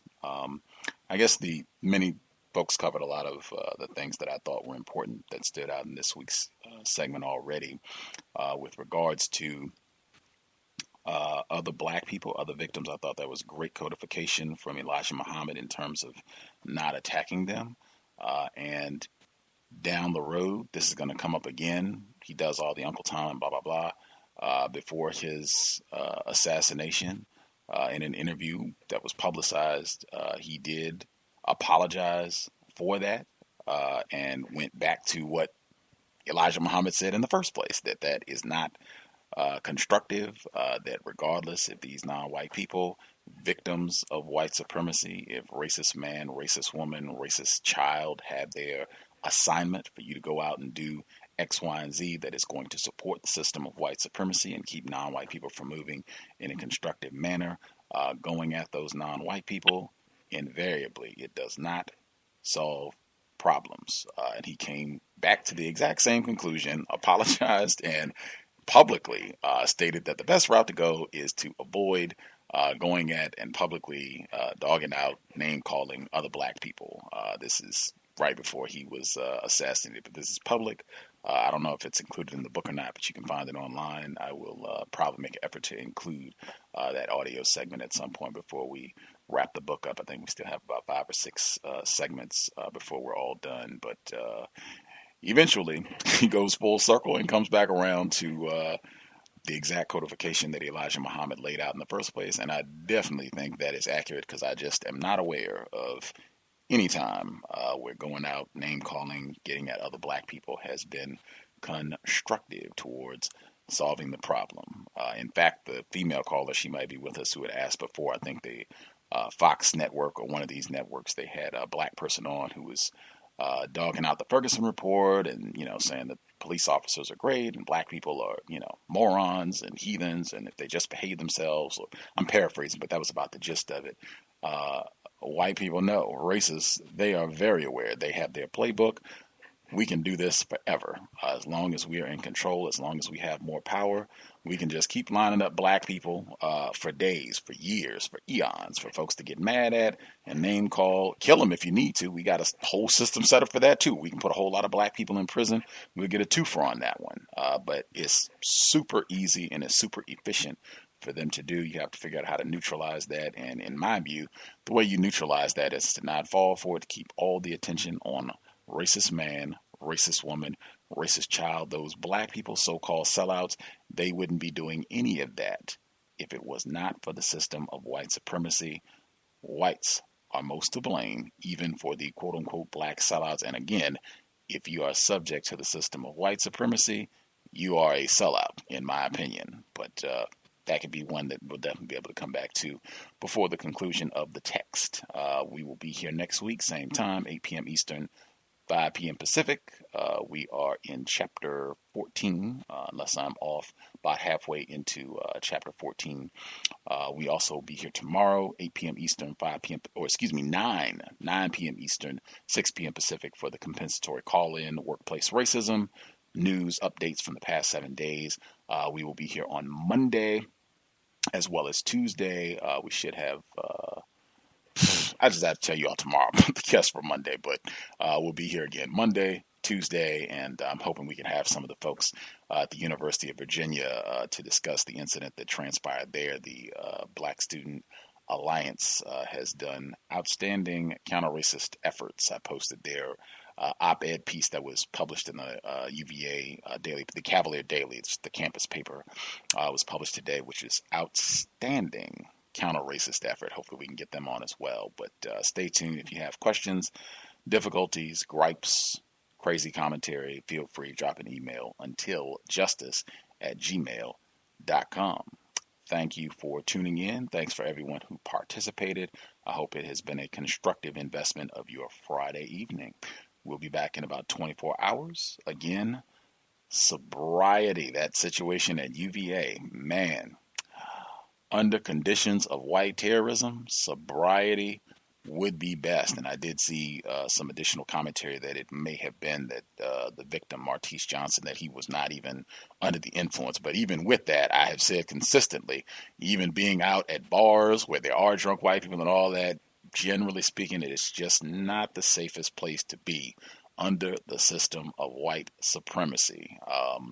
Sobriety would be best if you got to drink. That's why I say regularly, make sure you're in an environment where there are no whites. Make sure that you're in an environment where there is a low likelihood that you're going to have to interact with an enforcement officer, with a white person, period. I think that's the way that I say it consistently, because those weren't even police officers, unless I've been misinformed with the Charlottesville situation. They were alcohol beverage control officers who, terrorized that young black male student. But the alcohol thing, intoxicants, period, I would say that's one thing that is definitely under our control. We can say I will never have any problems at all related to alcohol, intoxicants, because I just don't use. And if I do, I have a strict code to make sure I don't have any problems, no DUIs. I was out in public under the none of that, and not I consumed whatever or was around some other individuals who were under the influence and some sort of conflict kicked off, and none of that. Under the system of white terrorism, sobriety would be best. That said, Creator, we ask that you help us remain patient with other black people, victims of white supremacy. We ask that you help us remain patient with ourselves. Remind us to demonstrate the highest levels of black self-respect at all times, in all places, each and every time we are in contact with another black person. It has been time. Replace white supremacy with justice immediately. Context of White Supremacy signing out. Thanks all for tuning in. I'm a victim, brother. No problem. You're a victim. I'm a victim of 400 years of conditioning. Shut up. The man has programmed my conditioning. Mm-hmm. Even my conditioning has been conditioned.